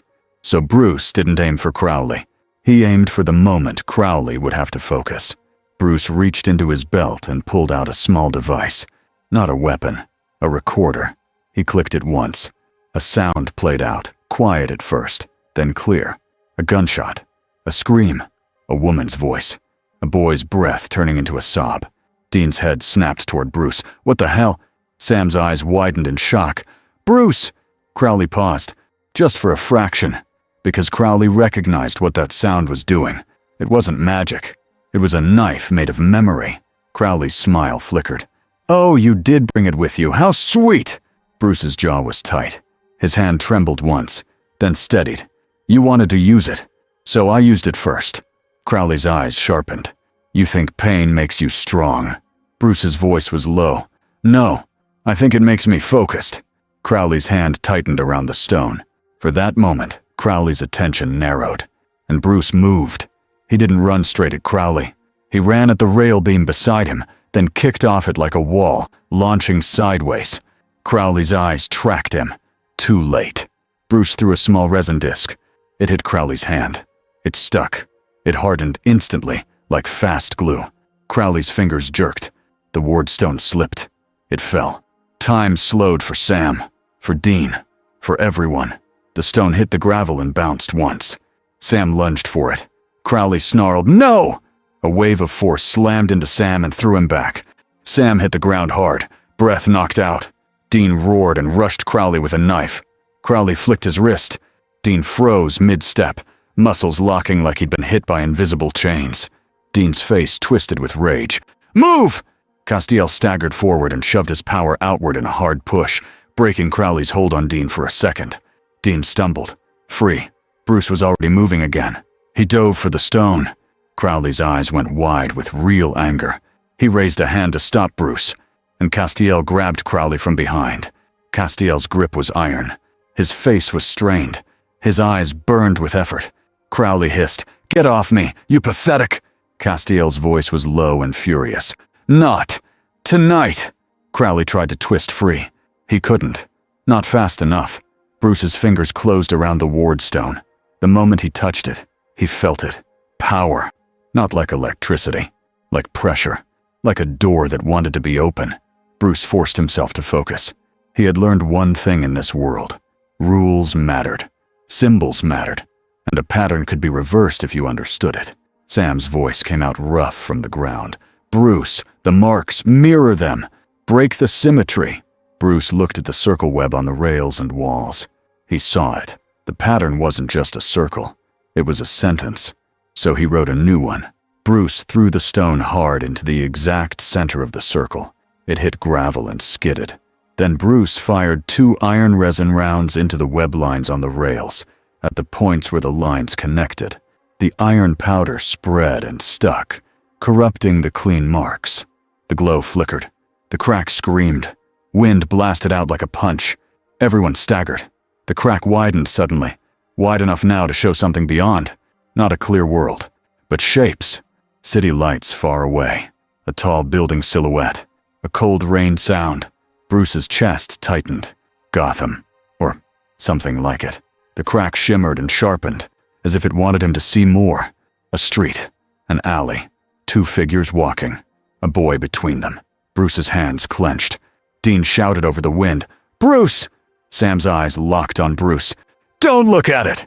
Crowley's voice cut through, cruel and sweet. "There it is, darling. Your door. Your reward. Just take one step." Bruce's breath hitched. He wanted it. Not the city. Not the job. The moment that didn't happen. The lives that didn't end. The boy who didn't become a weapon. His body leaned forward without him meaning to. Then he saw something else. The hostage hunter's body on the ground, still shaking as Sam's exorcism forced the demon out. Dean bleeding from his lip, still fighting anyway. Castiel holding Crowley back with the last of his strength. Sam on the gravel, bruised, still shouting the right words. Bruce heard his own voice inside his head, simple and hard. "I don't trade lives for comfort." He turned away from the crack. He stepped toward the ward stone instead. He grabbed it, yanked it up, and slammed it down onto the ground in a hard, controlled smash. Right on top of the broken web line. The stone cracked. Not fully destroyed, but fractured. The glow flared out of control. The crack in the air shrieked. Then it folded inward, like a wound closing. The wind stopped. The city lights vanished. The alley vanished. Silence hit the rail yard. Bruce stood still, breathing hard. His hands shook once. He forced them steady. Crowley screamed in rage. Castiel let go of him and stumbled, nearly falling. Dean caught Castiel by the arm, eyes wide. "CAs!" Castiel's voice was strained. "I am here."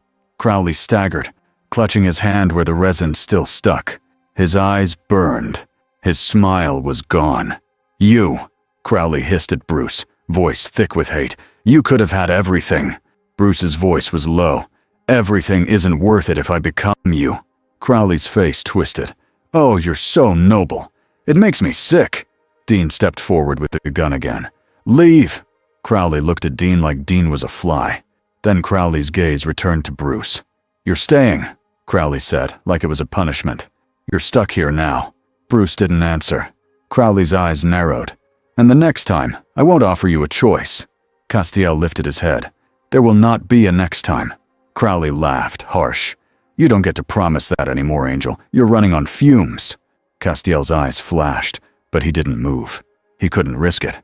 Crowley looked around at all of them, then sighed like he was bored again. "Fine," he said. "I'll go. But I'll take something with me." His gaze landed on the fractured stone. He snapped his fingers. The fractured stone jumped off the ground into his hand, as if yanked by invisible string. Dean shouted and fired. The bullet hit nothing but air. Crowley smiled again. Smaller now. Meaner. "Thanks for the demonstration," Crowley said. "Now I know what breaks it, and I know what doesn't." He tilted his head toward Bruce. "And Bruce? Your little refusal? That was adorable." Crowley vanished. The rail yard went still. Sam pushed himself up, wincing. He ran to the hostage hunter first, checked his pulse, then started talking fast to keep him awake. Dean kept one hand on Castiel's arm, steadying him. "CAs, talk to me." Castiel's breathing was shallow. His face was pale. Bruce stepped closer to Castiel, voice calm. "Sit." Castiel tried to resist out of habit. Then he sat, because his knees almost gave out. Bobby walked in from the shadows of the warehouse, shotgun still up. He had been covering the exit like a professional. He looked at the empty space where Crowley had been. "He got away." Dean's laugh was bitter. "When does he not?" Sam swallowed hard. "But we stopped the full door." Bruce stared at the air where the crack had been.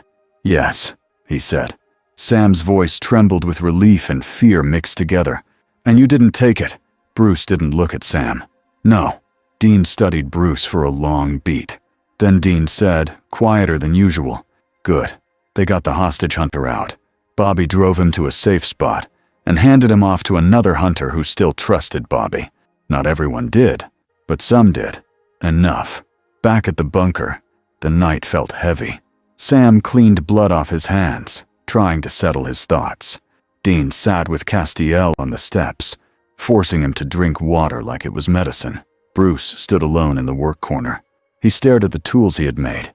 He stared at the empty space on the map, where the crack had tried to open into his old life. Sam walked over slowly. "Crowley said you're stuck here."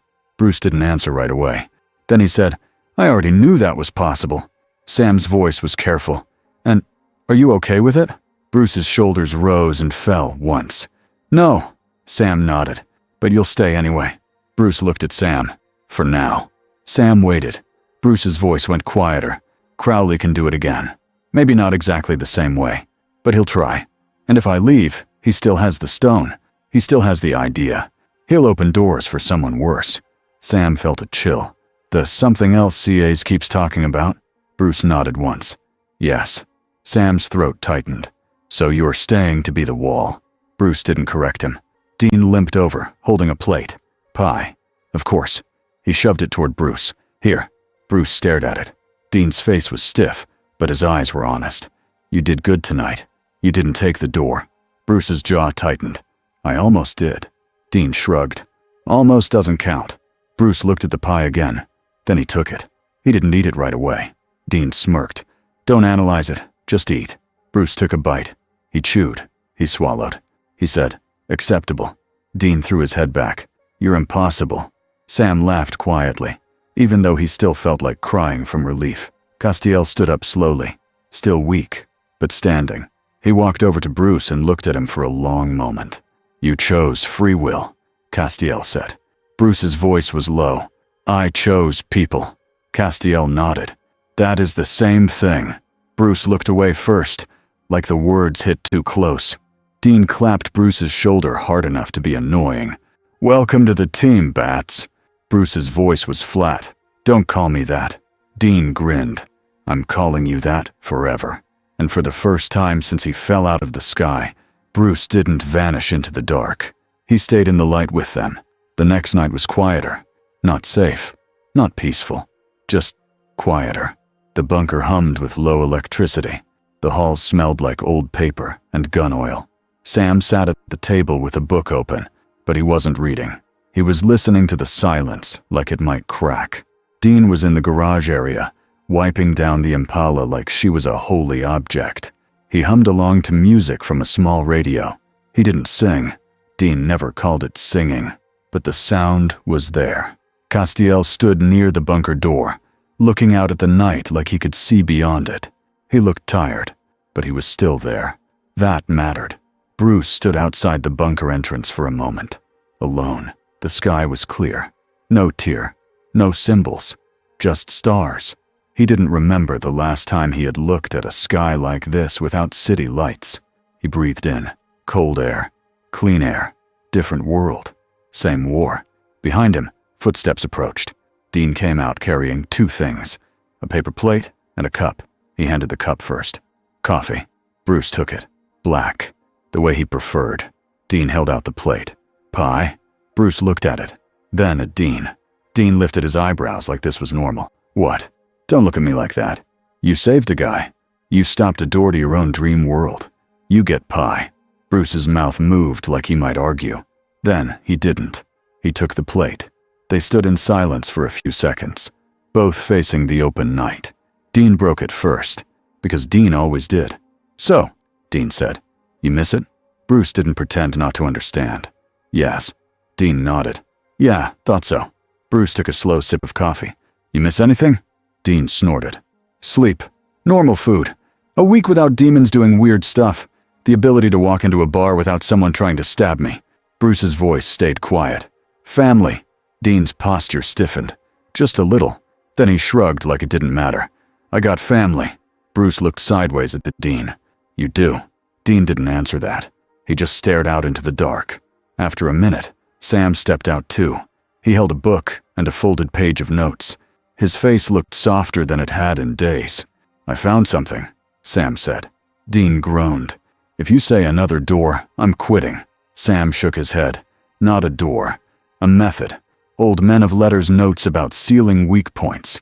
It's not perfect, but it's something. Bruce's eyes sharpened. Show me. Sam handed over the page. Bruce read it fast, then nodded once. We can build a version. Sam let out a small breath of relief. Good. Castiel stepped closer. Quiet. Crowley will try again. Dean rolled his eyes. Yeah, we got that memo. Castiel's gaze stayed on Bruce. And others will notice you. Bruce folded the page and tucked it into his belt pouch like it belonged there. Then we adapt. Sam watched Bruce for a second, then asked the question sitting in all of them. Are you staying for good? The night felt heavier after that. Bruce didn't answer fast. He looked at the sky. He thought of an alley, a gunshot, a boy. He thought of a city full of crime and pain. He thought of what Crowley had offered. He thought of the people who would die if doors opened and never closed. Then he looked back at Sam. At least until the door problem is dead, Bruce said. Dean snorted. So, forever. Bruce didn't deny it. He took another bite of pie. Dean watched him and smirked. Look at you. Almost human. Bruce's voice was dry. I've been human the whole time. Dean grinned. Yeah. Sam smiled a little, then looked down at his book again, like the smile was fragile. Castiel tilted his head slightly, as if listening to something far away. Legend spread, Castiel said, quiet. Dean sighed. Great. Now we're gonna have Hunter fan mail. Castiel's gaze stayed on the dark road beyond the bunker. They will speak of a bat in the night, a man who does not bend. Bruce stared at the stars again. He didn't love the idea of being a legend. Legends invited enemies, but he understood something now. In this world, fear was everywhere, and sometimes a symbol helped people stand up anyway. Bruce took a slow breath. Then he turned back toward the bunker lights, toward the books, the weapons, the people, toward the work, and he walked inside, not as a visitor anymore, but as someone who had chosen to stay.